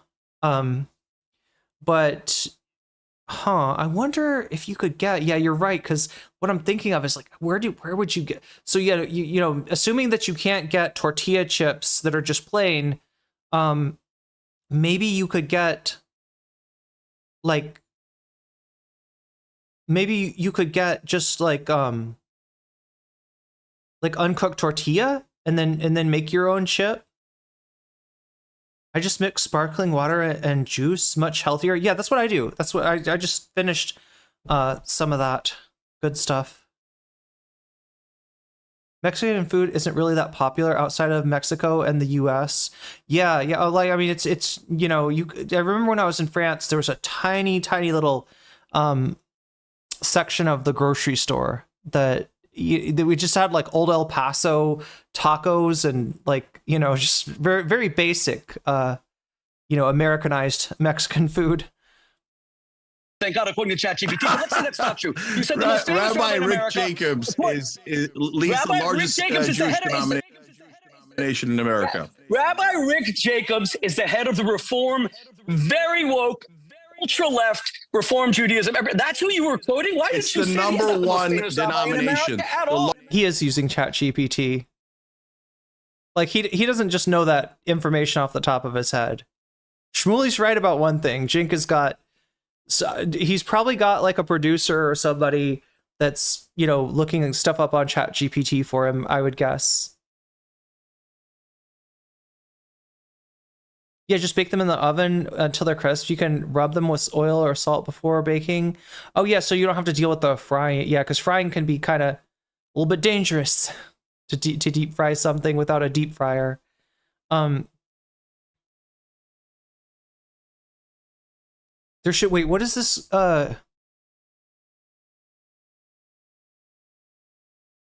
Wait, what's the Thai food in Thailand? Wait, what? What's the Thai food like in Thailand? It is, you know, I would say this, that the Thai food that we have access to in the US is like the tip of the iceberg, you know, and it's like a big, little tiny tip, great big iceberg, right? In Thailand, you're exposed to the depth and breadth, and it's not just one food culture either, right? That, you know, food in the South is different than food in the North. There's, you know, like other cultures that are sort of, you know, that are near the area that kind of start to influence, you know, Thai culinary tradition. Oh my God, it's like so. But yeah, I would say that I really like the food. The only thing is, it can be challenging to find stuff that's not overly spicy. And I say this as somebody who likes overly spicy food to a point. And that point is that my body is able to digest it and it doesn't like burn a hole in the toilet on the way out, you know? And so that's kind of the issue that I've been running into. They have these little bird's eye chilies that they put in everything. And these little fuckers are so goddamn hot, especially the green ones. I try to get the red ones now because they're like slightly like less, you know, overly hot, but sparkling with no sweetness just messes with your taste buds. Yeah. And look, the only sparkling water that I'll drink with no sweetness is like if it has caffeine. That's my favorite energy drink, by the way. And I can't find it. Like when I could find it, it was overpriced anyway. There's this one company called Highball that makes like the best energy drink, and it's best because there's no like sweetness in it, right? It's got it's just sparkling water and like a little touch of lime or a little touch of orange or a little touch of watermelon, I think is one of the flavors. Good foreign food. What is the foreign food that's popular? Well, you know, like KFC is kind of popular everywhere. I see a lot of Taco Bells around here.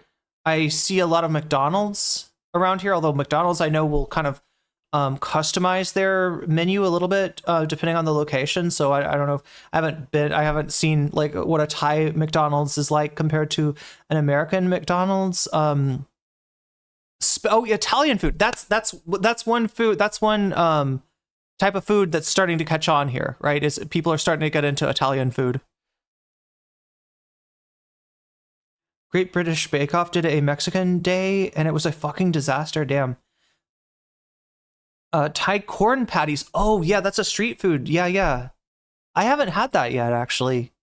I found the little sweet potato cutlets that they sell. I haven't run into the corn. I've heard of the corn patties because I know that that's like a vegan street food you can get.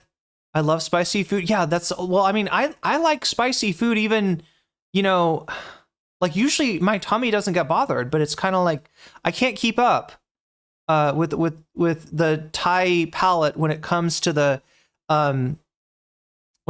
those green bird's eye chilies, which I love the flavor of them. It's just that, like, you know, I would like let's say for a som tam is a pretty common like a spicy salad made out of green papayas, carrots, sometimes a little bit of Thai eggplant, and green beans, long beans. And like I love like I try to, like, I eat spicy, I eat a papaya salad like almost every morning, right? But the one thing that I don't like about it is that, like, I would naturally want to put, like, I don't know, maybe 2 or 3 bird's eye chilies into the dish if I was making it for myself. And when I get it, though, it's always like, it's more like 7 to 10. It's more like 7 to 10 of those chilies, and it's just too much for me. Ginger is really good. You know what I got? So yeah,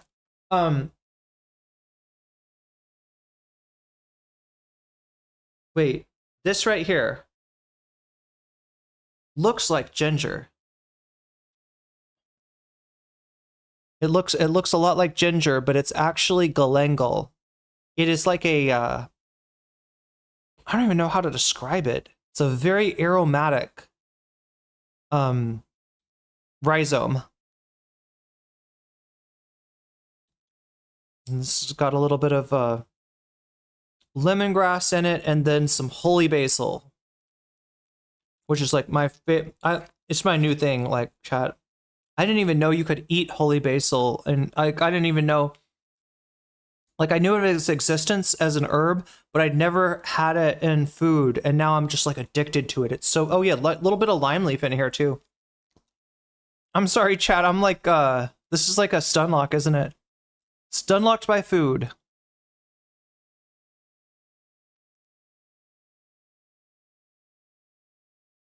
I look like ginger? I do a little bit.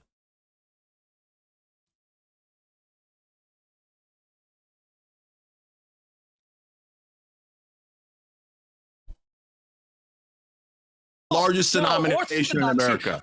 Irene is living her best life. Well, I'm living a better life than I think I'm just now realizing that I lived like shit in Seattle, and I'm trying to do better. But it's hard. It is very hard.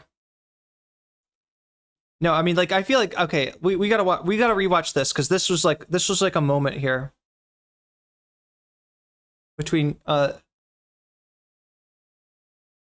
Hating is not a baboon, but a Jew who actually fights back and doesn't want to be gassed to you as a freaking monkey. You think the top Holocaust historian and the top rabbi in America are self-hating?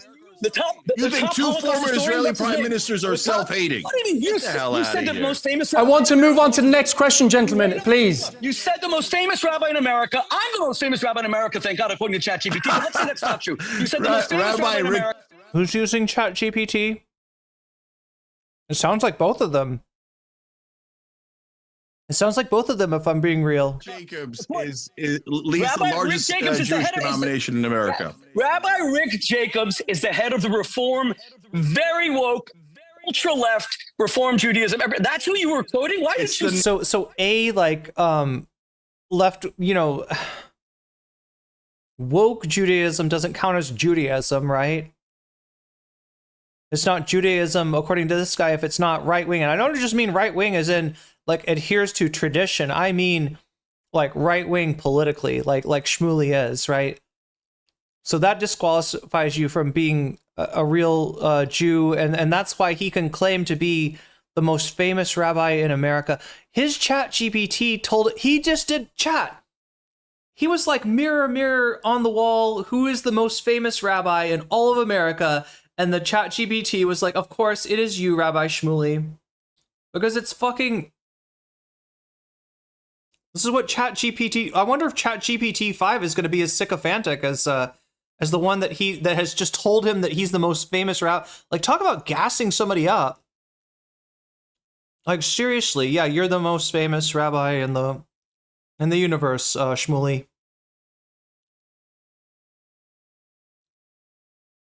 I wonder if he had to tell it, don't count any of those woke rabbis, all right? That's not real Judaism if it's woke. And then the whole thing that he says about, like, you only like Jews when they don't fight back, when they're not willing to be gassed, right? This is, like, sadly, a trope within Israel, right? Of looking at, of looking down at Jews who have been victimized, right? This is why, for instance, it's there's so much of an emphasis on speaking Hebrew rather than Yiddish, because they associate Yiddish with the with being victimized in pogroms and in the Holocaust, and they want to endorse a more, I don't even know how to explain it, Chad. It's like a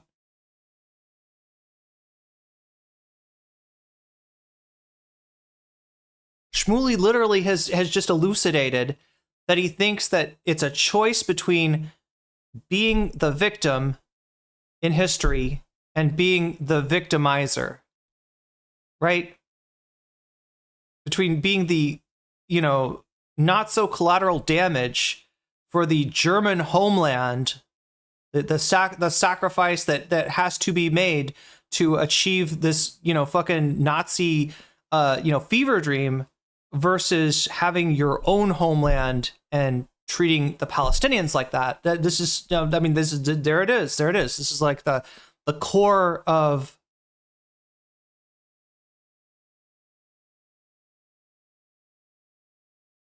This is like the core of the Zionist proposition here. Number one denomination, the largest denomination in America.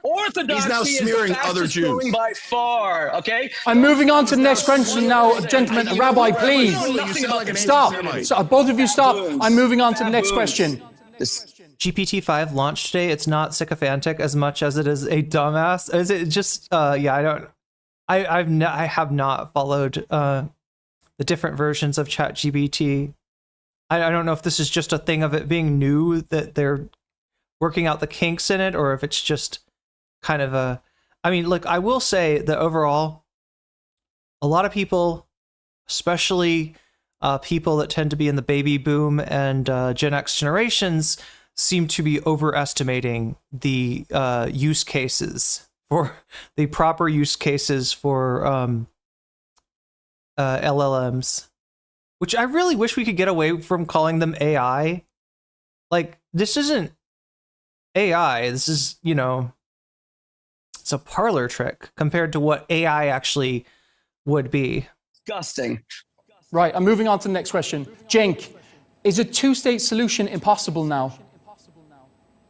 So actually, I don't think it is. I mean, look, obviously, Netanyahu, Ben-Gvir, Smotrich, the current Israeli government have no interest in a two-state solution. They literally voted to never allow the Palestinians to have a state. They literally are saying that they are going to conquer and occupy Gaza and take it for Israel. So we've seen this over and over again. But I think that there is a way to do a two-state solution. Obviously, it requires the American government to stand up for Americans and for decency and not for Israel.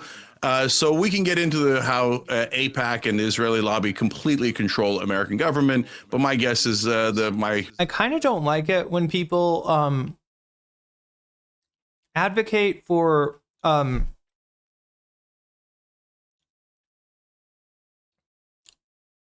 disambiguating the American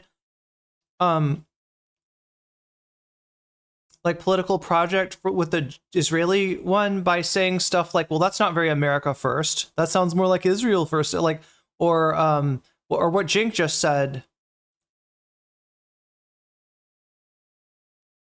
Like when they use Trumpian, and I get what they're doing. They're trying to appeal to Trump fans and get them, you know, off of Team Israel. Take it for Israel. So we've seen this over and over again. But I think that there is a way to do a two-state solution. Obviously, it requires the American government to stand up for Americans and for decency and not for Israel. So we can get into... Like as if there would be no moral issue with American foreign policy if it was more centered on maximizing the interest of Americans? Or is that kind of the problem with American foreign policy? That it's an imperialist foreign policy? Is imperialism like only bad when Israel does it? Is that the, like, I mean, what? How AIPAC and the Israeli lobby completely control American government, but my guess is my rabbi will start screaming and hollering as usual. But look, I have a really important message for the people of the Middle East. If your leaders pressure America and Israel to get to a two-state solution and finally get a true independent and free state for the Palestinians, you should build statues of them and honor them, because it would be a great achievement of theirs. And you There's been a lot of reports that Benjamin Netanyahu intends to reoccupy... Did you see that shit? That they cut him off. He started yapping, and whatever he had to say, they did not feel like including in this video. And there's not even an edit to like save Cenk's dignity. It's really clear that he went off on a massive stun lock. That, like, I mean, considering the stun locks that are in here, considering like how long they let these people talk, right? It's got to be worse than anything that he or Shmuley did so far. But they just cut him off right there. They're like, all right, no, nobody cares. Nobody cares, Cenk. Gaza. I'm going to direct this towards Rabbi Shmuley. Has this been his plan all along? Okay. Netanyahu voted for the removal, the disengagement of all Israeli forces and all Israeli residents, including my wife's first cousins from Gush Katif. He was condemned by his base at the time. That was 2005. Today is the exact 20th anniversary that Israel did it. I cannot believe that Cenk doesn't know that. It's astonishing. Just Google it, Cenk. Of course. Correct me if I'm wrong, because we are talking about 2005, but I believe that the reason that Israel withdrew from Gaza in 2005 was that they did an incursion and they got their asses kicked. They got fucking wrecked in Gaza. I believe that is the reason for the withdrawal, and not what Shmuley is trying to throw at us, which is like the like Netanyahu just, he cares so much, so deep in his heart. He was like, the Palestinians, the Gazans need to be free. We must, no, this was not a altruistic decision made by Netanyahu.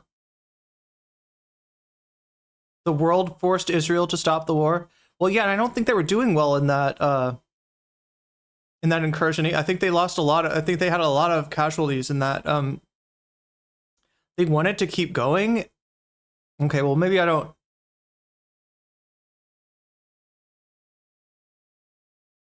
So it was the civilian casualties that they incurred in that action, and the pushback, the diplomatic pushback from around the world. And this was back when, this was back before, like the way that Bush and Obama and Clinton handled Israel, dealt with Israel, was with a lot less kid gloves compared to how Biden and Trump have been dealing with Israel. Google it takes me back to Cenk debating Ben Shapiro years ago. The war was way more intense. Then on the Palestinian side, they had a lot of weapons pointed at Israel and shooting missiles every day. They had to remove it all. And yeah, look at what disarming does for look at the result in how they're treated by Israel.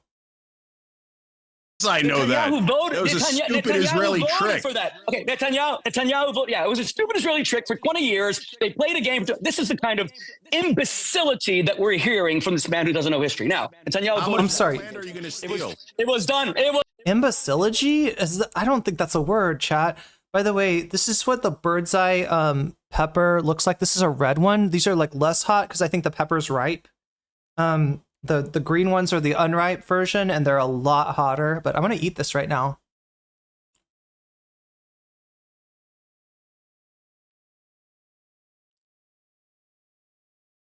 Pet mock. That's extremely hot. Was done by a right-wing government under Ariel Sharon, someone I knew personally. He destroyed his Answer the reputation doing question. it. You're going to steal Gaza, aren't you? Now, let me respond. I believe that the people of Gaza should have a vote as to what they want their future to be. That's why I hate Hamas. Cenk is pro-Hamas, wants Hamas to stay in power and keep 55 Jews who are being emaciated, starved to death, and digging their own graves. He wants them to stay in power. Sarah, thank you for the super chat. Butterfly indeed. What are we like? We're 6 super chats from butterfly status.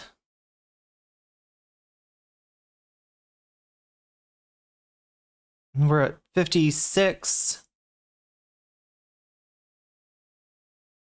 on the goal. There we go. If I can just get it to Pyong.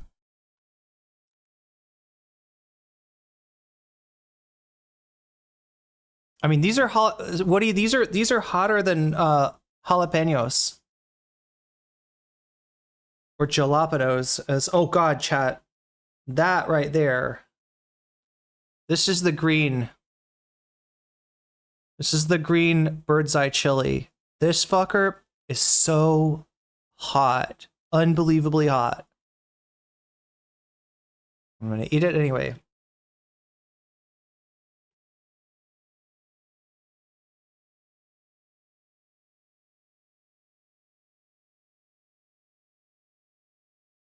You know what I think, chat?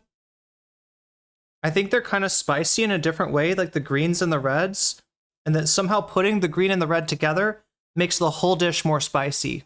I think that's actually how it works. I think there's like a symbiosis between the heat from the red bird's eye chili and the heat from the green one.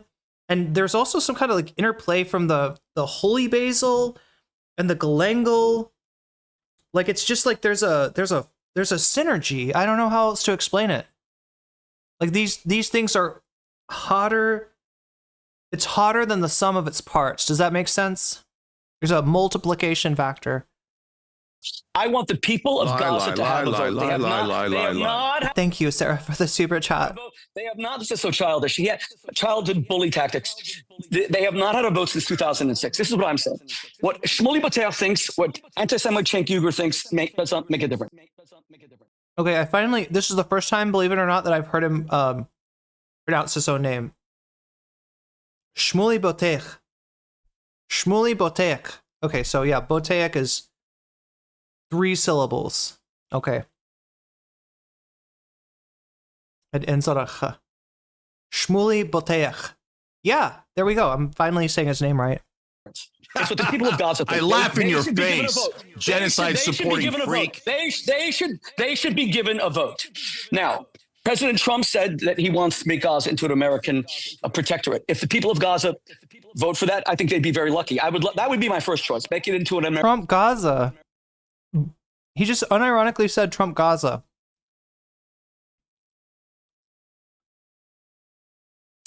Wait, the bird's eye chilies range from 50K to 100K on the what is it called? The Scovin scale?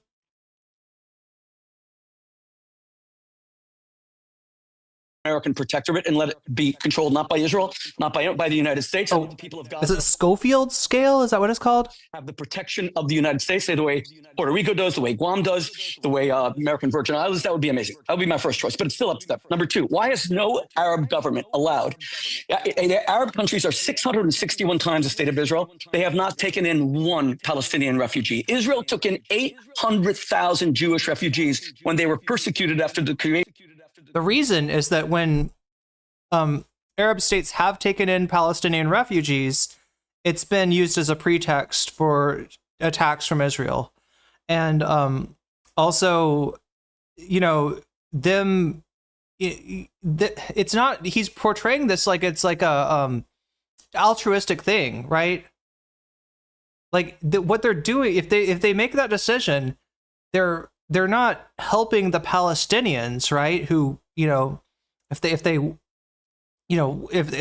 who sometimes are able to leave, and you know, if they want to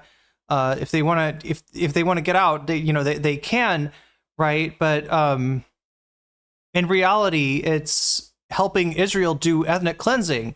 And as much as some of those governments don't give a fuck about the Palestinian people, Saudi Arabia, for instance, right?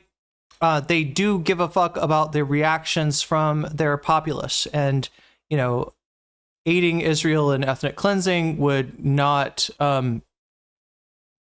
make their people very happy with them. But yeah, go ahead and oversimplify and decontextualize this, Shmuley. You obviously don't think we're very smart. At this point, no one who is smart believes in the two-state solution is viable. Netanyahu himself bragged about having prevented the two-state solution from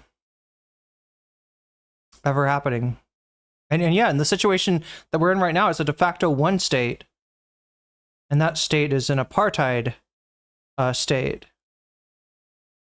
Of the state, from Iraq, from Egypt, from Tunisia, from Iran, where my father was born. They took in 800,000. Not one Arab government has taken in one Palestinian because they don't want the Palestinians, because they think the Palestinians have been radicalized as Islamists. Now, I want Cenk to now commit to what I'm saying.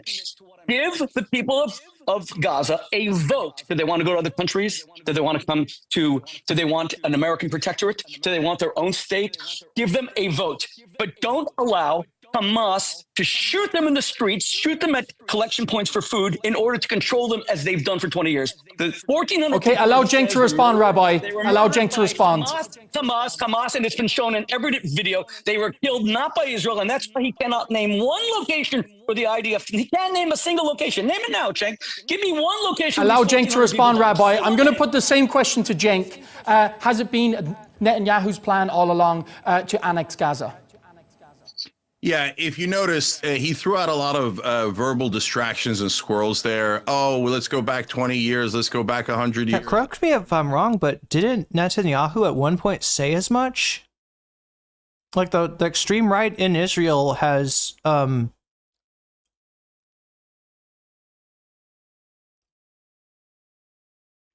pined for this for a complete, you know, takeover for a long time. I mean, like, what do you think? What do you think the settlements in the West Bank are working up to? Let's go back to this or that. What do you think making life unlivable in Gaza has been leading up to? Right? Because he didn't want to answer your question. Because Netanyahu has said it. They're going to occupy all of Gaza. They call it Judea and Samaria. They're calling it a full conquest. This is, let's be honest, a nation that was formed through land theft. Then in 1967 attacked all of its neighbors and stole more land. And they did a peace deal with Egypt. Here we go, the interruptions. Please, Rabbi, allow Cenk to finish. He doesn't know history. Allow Cenk to finish. 1967, Gamal Abdel There's no point in this. Rabbi, allow Cenk to finish. Please, Rabbi, you'll have your turn after this. Allow Cenk to finish. Allow Cenk to finish. You'll have your time to respond after this. Please, go on, Cenk. So after they attacked all their Arab neighbors in 1967, and you could all look it up, it's a fact, they then stole the Sinai Peninsula, the Golan Heights, West Bank, Gaza Strip. They brutally occupied those areas for 58 years. They claim they're a democracy while they keep 5.5 million Palestinians as hostages and prisoners. They don't have any rights. And then they did this comical trick of, oh, we left Gaza. Oh, if anyone objects to anything we're doing, we'll just murder, this 61,000 of you. We'll put you in a concentration camp. We'll level the whole place. But you guys have independence. Does it look like Gaza has independence? So this guy keeps telling you to believe things that are so obviously not true. But now, since he can't defend what the Israeli government is saying, he's making up these things, these fanciful things about a vote for the Palestinians in Gaza. Are you kidding me? I would love a vote. I would love a vote. And guess what they would vote for? They would vote for an independent state. And guess what would happen next? Israel would murder them and take their land, which is what they're doing right now. Would they vote for Hamas? They have no freedom. Israel is not a democracy. Israel does nothing but propaganda. Gaza. All here we go again. again. Hamas to control Gaza. You're pro-Hamas. How many times do I have to tell you I'm against Hamas? No. Those are words. You want Israel. What else am I supposed to do? Netanyahu. The irony being that Israel is the reason that that Hamas controlled Gaza in the first place. Netanyahu never said he's going to occupy Gaza. He said he's going to occupy Gaza until he dismantles Hamas. That's what he said. Israel does not want Gaza. And then what, he's going to leave? From Gaza. Are you really this much of a liar that you would say that they're going to leave after they occupy all of Gaza? Let me respond. Israel never leaves. Israel's a bully, imperial, colonial, genocidal government. The current government of Israel is a bunch of terrorists. Won't let me speak I'm now going to speak. I won't let you speak. This is pointless. Cenk just said that Israel stole land. There was a 1936 Peel Report Commission where the British divided the land. The Palestinians rejected.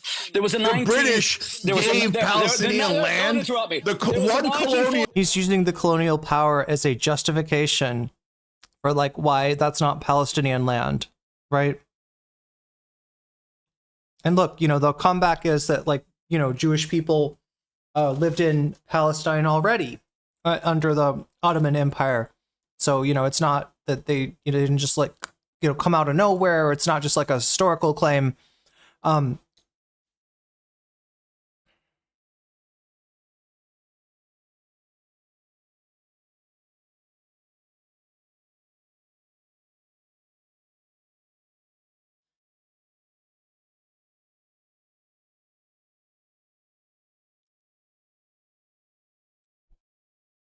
But yeah, using the Balfour, declaration as a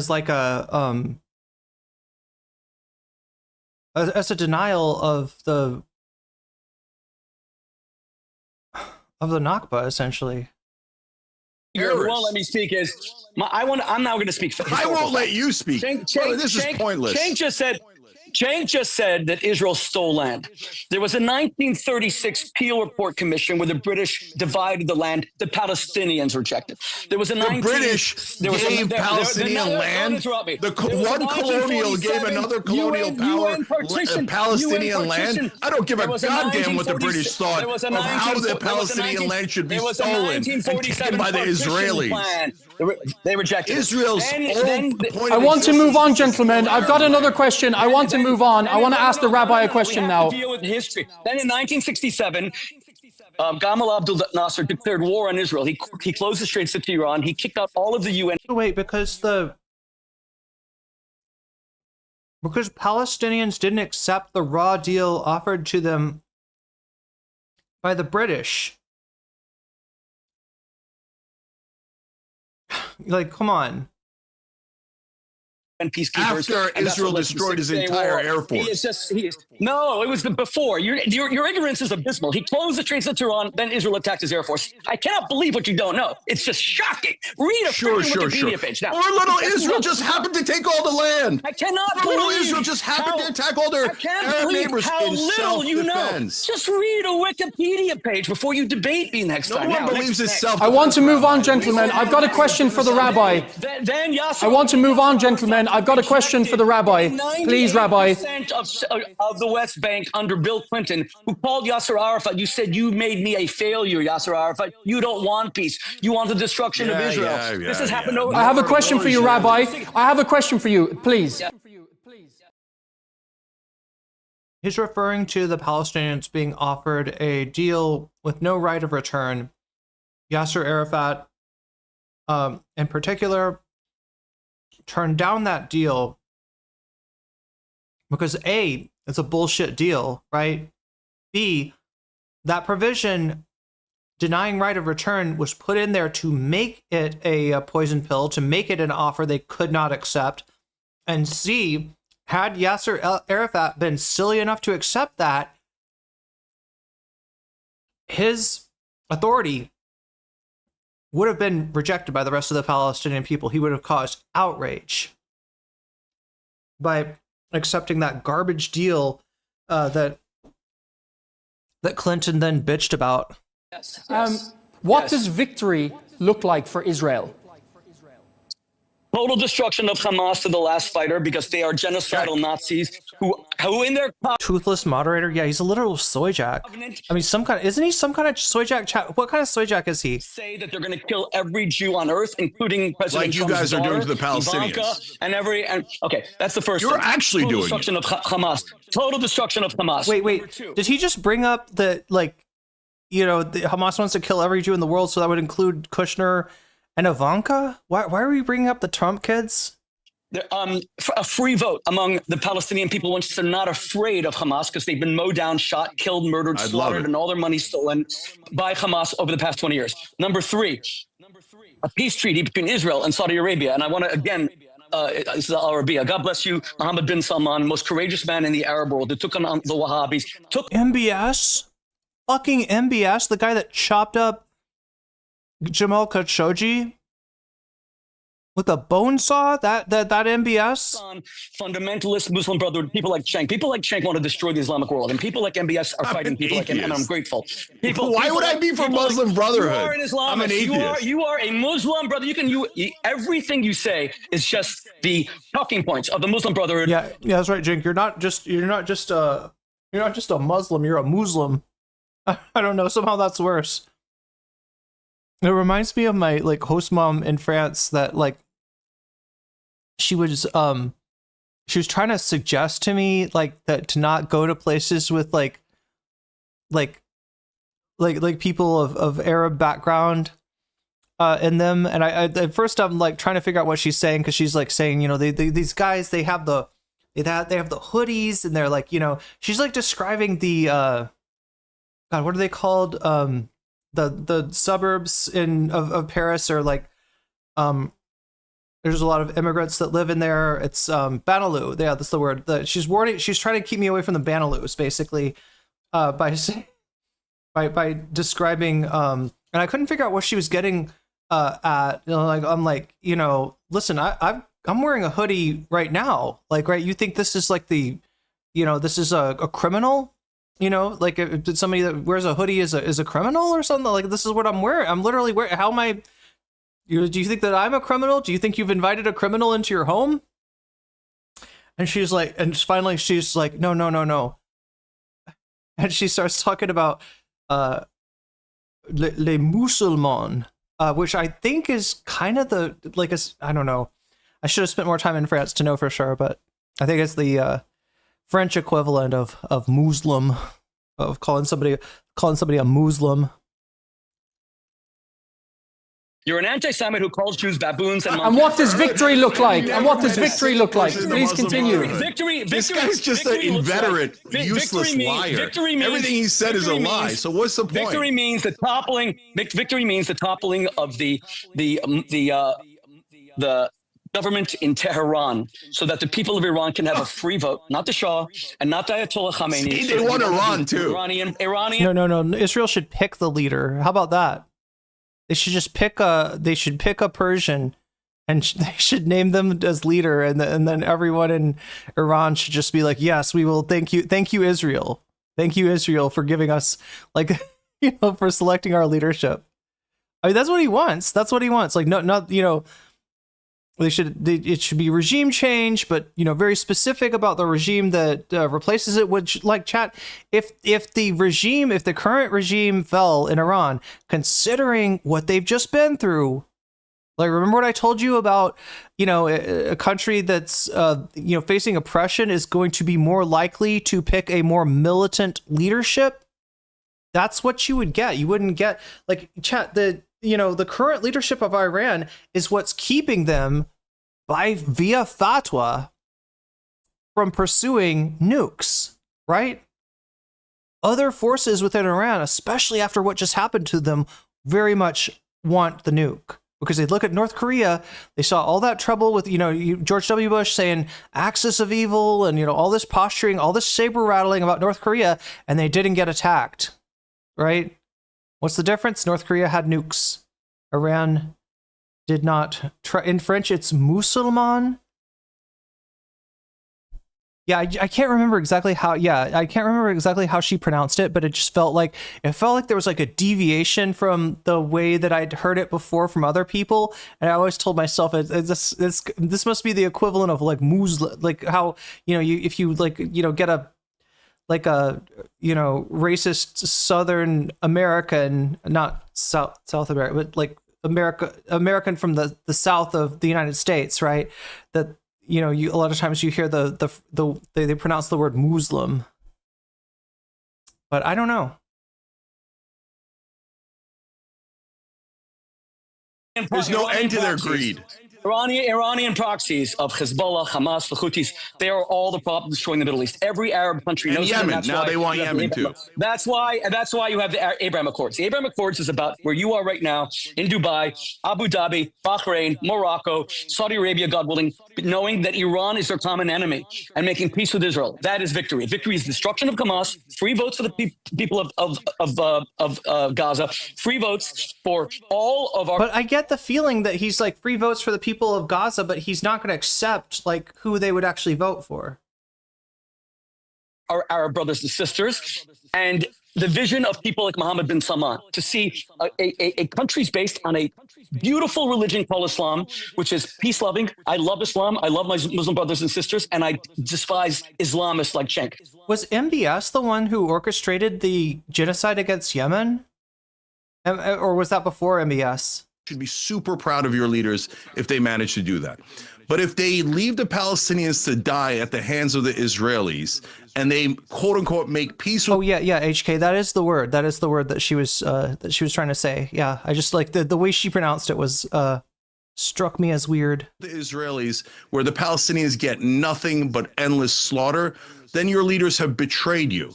And they've decided to work with Israel and help their genocide. If they do that, you should be livid at that betrayal of Arabs, Muslims, and Palestinians.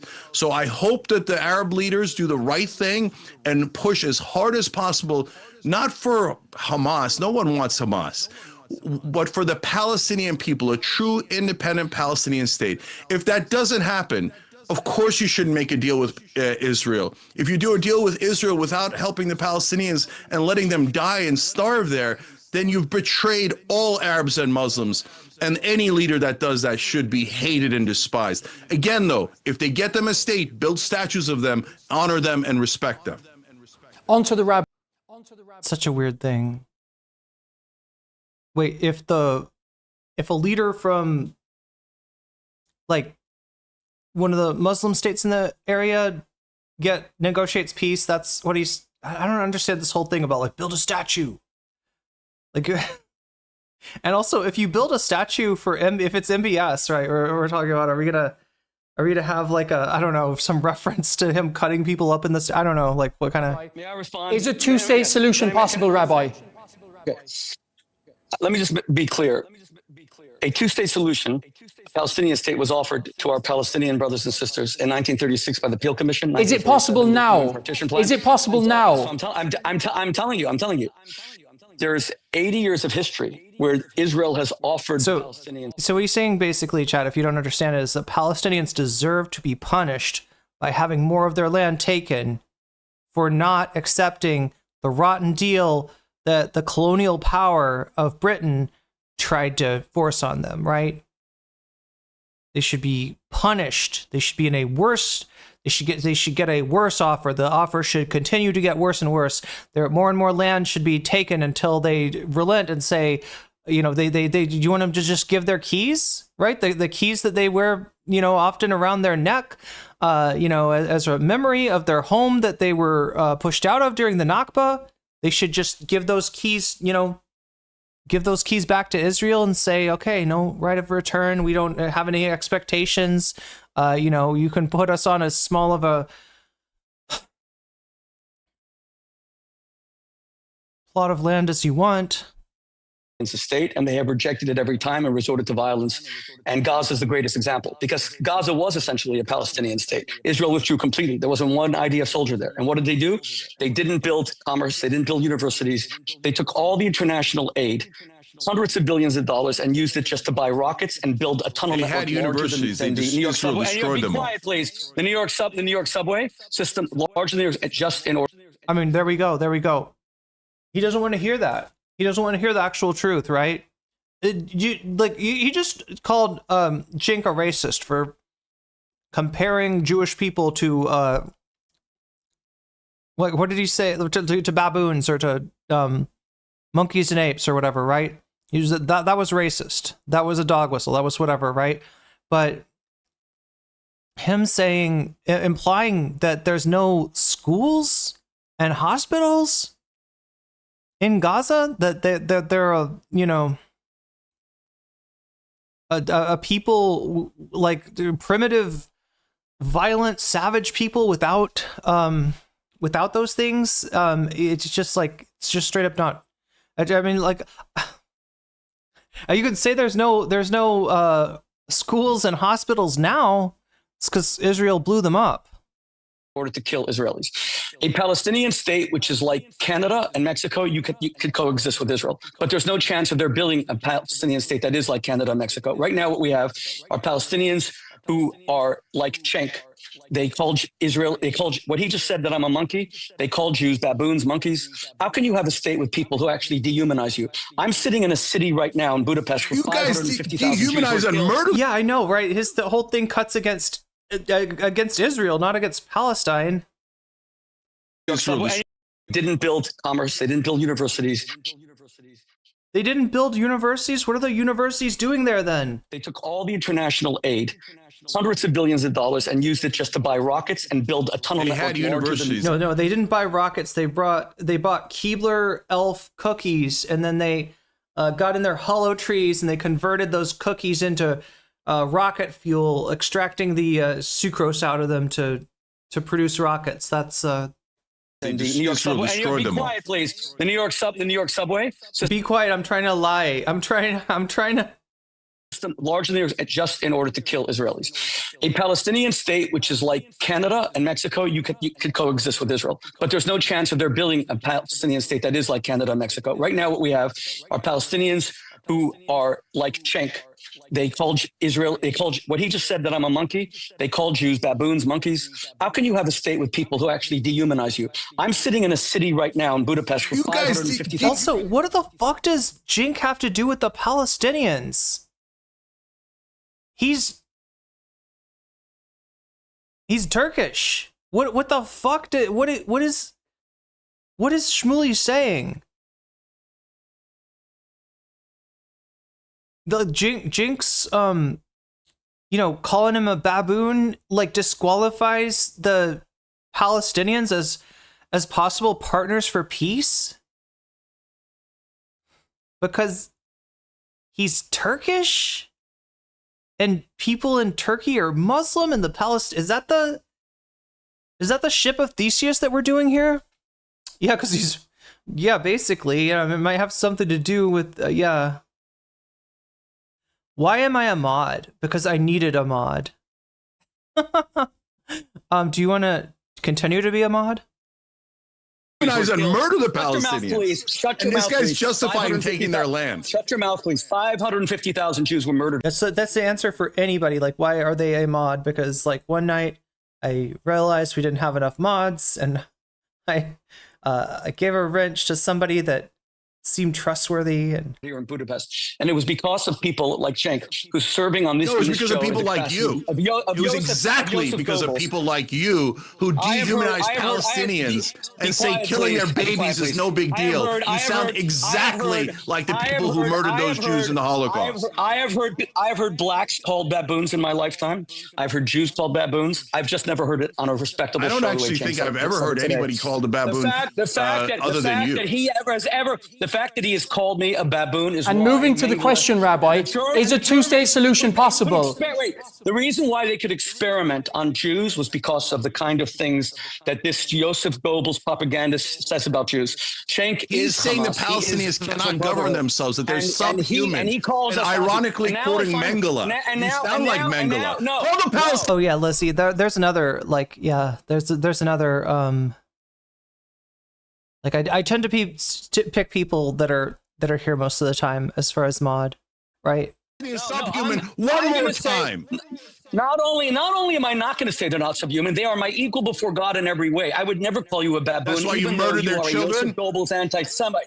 You are a Joseph Goebbels anti-Semite who wants Jews You can say experimented on. anything you call us want. No one baboons and cares. monkeys. Everybody Now, on the let me planet be Earth clear. knows you're a liar. Right now. Just very briefly, Rabbi, we're just out of time. Right now, there cannot be a two-state solution. We are running out of time here, chat. Do we have any time left on the butterfly goal? Let me check. No, we don't. That goal has flown away once again. We're at 56 out of 100 for the possibility of doing bonus content.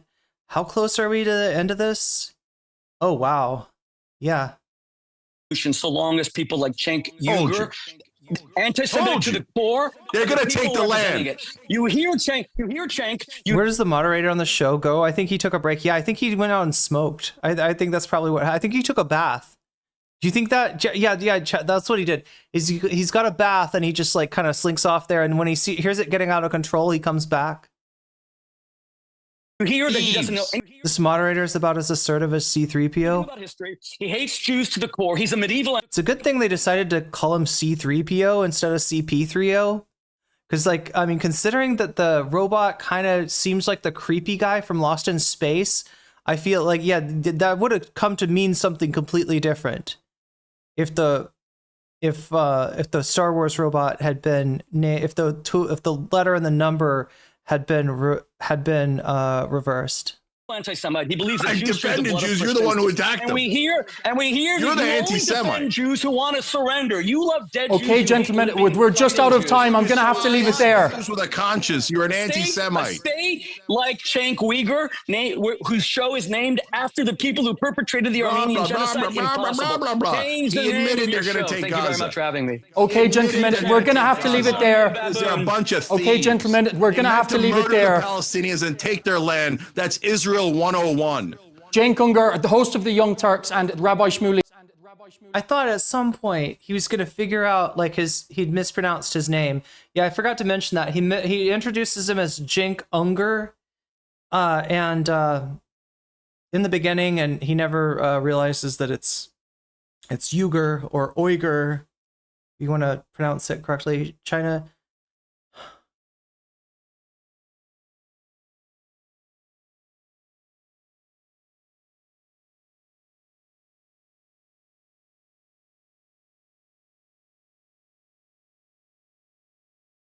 Anyway, chat.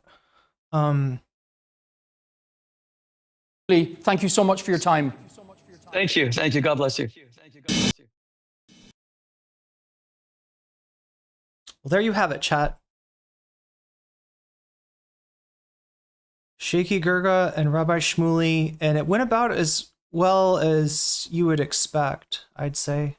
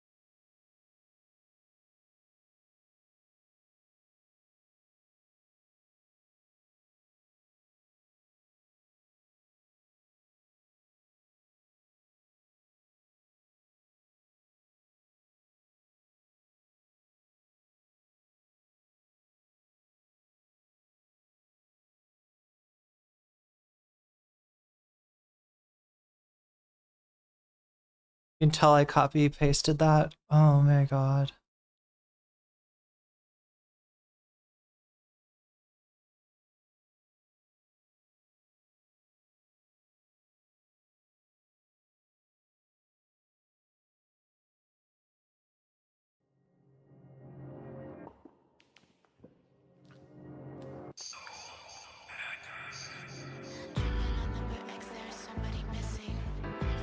Was that a succulent meal? I mean, look. Same issue that I have with frozen corn and peas. They always end up dry. Which is wild because I'm sure there's got to be like there's like Thailand has long beans, so there must be peas. There's a butterfly pea blossom that's a really common tea around here. Yeah, it's when I think of succulent, like I mean, you know, dry corn and peas just do not make for a lot of succulents. I don't know, chat. I'm feeling kind of rough, honestly. My frozen peas are fine. Yeah, I mean, they can be. They can be fine. But a lot of time, I don't know if what is it? Is it if it sits in the freezer for too long? Is that what makes it dry out?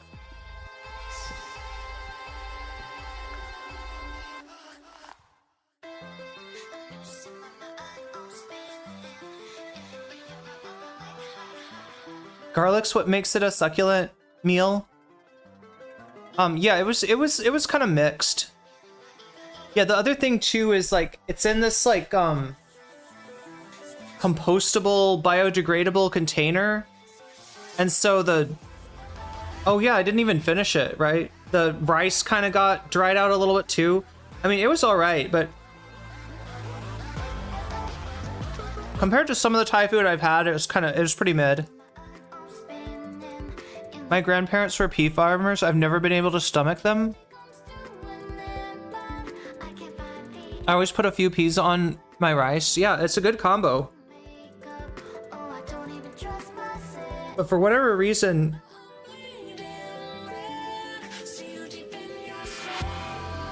and this place honestly doesn't use like a lot of frozen vegetables.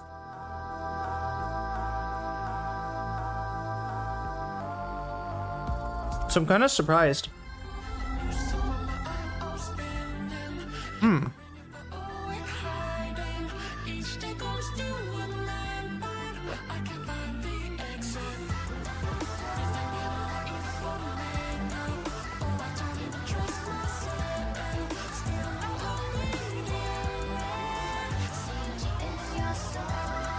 Peas taste like dirt flavored Dippin' Dots. I mean, they can be good. They just like, for me, I like my peas, I almost like them overcooked. You know what I'm talking about? Like if you get them canned peas, like tinned peas, they tend to be a lot juicier, right? I mean, look, I'm not saying I want them overcooked, right? Because obviously, you know, it'd be better if they're perfectly cooked, but I will say I prefer overcooked peas to undercooked peas, which I can't even eat, or peas that have like dried out a little bit.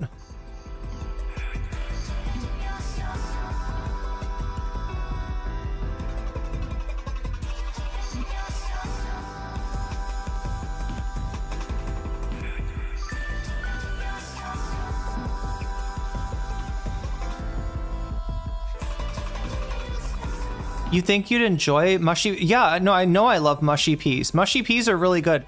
I mean, obviously, like you know, bounds of reason, I guess, on the peas.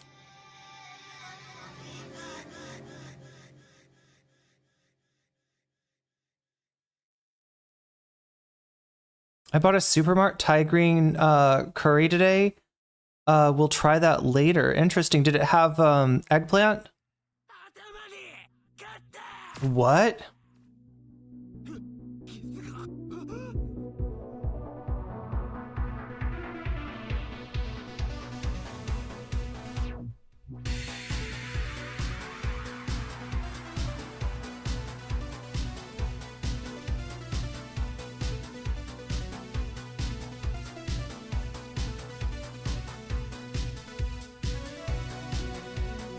Not mushy pests, mushy peas. Yeah, I mean, like mushy peas, they're not bad. Like, cause you know what I really like is what is it called? Like the pea split pea soup. Like peas, potatoes, carrots, that kind of thing. Maybe a little bit of red pepper. Is there like, song makes me want to do yoga in a room full of lasers. I feel like I've been doing that all stream, chat. So yeah, we're at 56 out of 100. Unfortunately, that's not a 100 out of 100. So it looks like this is going to be the shortest stream in a long time. And I'm trying to decide. It feels too short to end the stream. Pea soup is delicious. Yeah. I mean, it's like. Wait, I'm trying to remember. There's. Oh wait, tarragon. That's the spice. Tarragon like makes that. Like that soup, like split pea soup with tarragon, it's like unbelievable. Do they have Poddington peas in America? I'm not sure. What are these peas? What are the standard? What are the bog standard American peas, chat?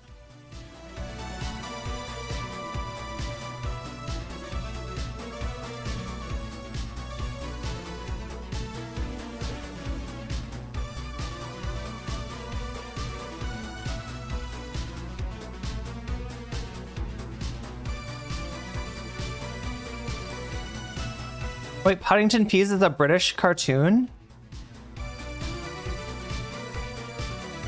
Yeah, I was gonna say Paddington Bear, but with peas. Black-eyed peas are really good. Yeah, every New Year's, my family makes black beans and greens and some kind of, I think there's some kind of ham in there too, or I'm trying to remember. It's like a very specific dinner on New Year's Eve.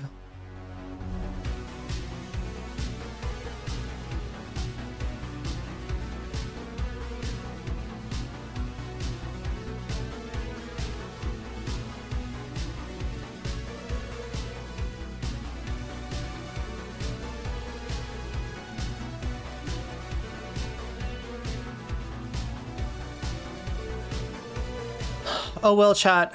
I guess I'll cut it off now and wish you all a good night. Hope that things go better tomorrow. Hope that I feel better tomorrow. I don't know what's wrong with me, chat. I don't like exactly feel good. So maybe it's okay that we're ending this earlier, but yeah, we'll have to leave the bonus content till save my strength for the next stream. Yeah, hopefully. I mean, hopefully this is a sustainable practice, because this sure wasn't sustainable tonight. But I will have some. Oh my God! Thank you, Omega Star. Thank you for the 300 bits.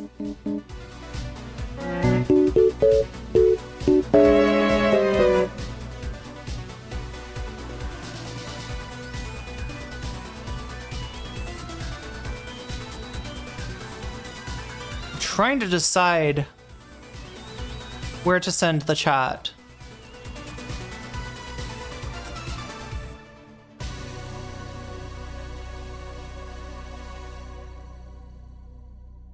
Okay, we're gonna raid a small streamer tonight. How does that sound?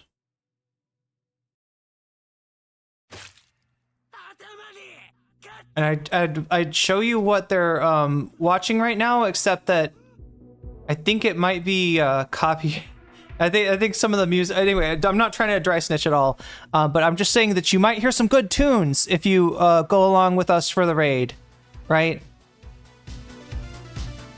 But yeah, much love, everybody. Thank you for being here. Thank you for supporting me. Thank you, Thumb Gang, for helping my content get out to more people, even on nights like tonight, where you know, it just, I don't know. At least we can think that maybe some people will find my stream through the VOD, and that's all thanks to you, Thumb Gang. Because if you don't like the stream, if we don't get like at least 100 likes on there, then generally the stream goes nowhere. So Thank you for liking the stream. Thank you, mods, for keeping us safe. Thank you, new mods, for accepting the wrench. Although it's a lot, I know. And I'll try to be back tomorrow, hopefully. I hope I'm not like getting sick or something. But anyway, yeah, you're raiding into Xeno right now, and you're gonna hear some good tunes if you're watching on Twitch. And if not, I will get back to you tomorrow night, and we'll try again to make this, to make this work. But anyway, do I seem sick? I definitely don't feel good. There we go. There's the raid. Much love, everyone, and bye bye.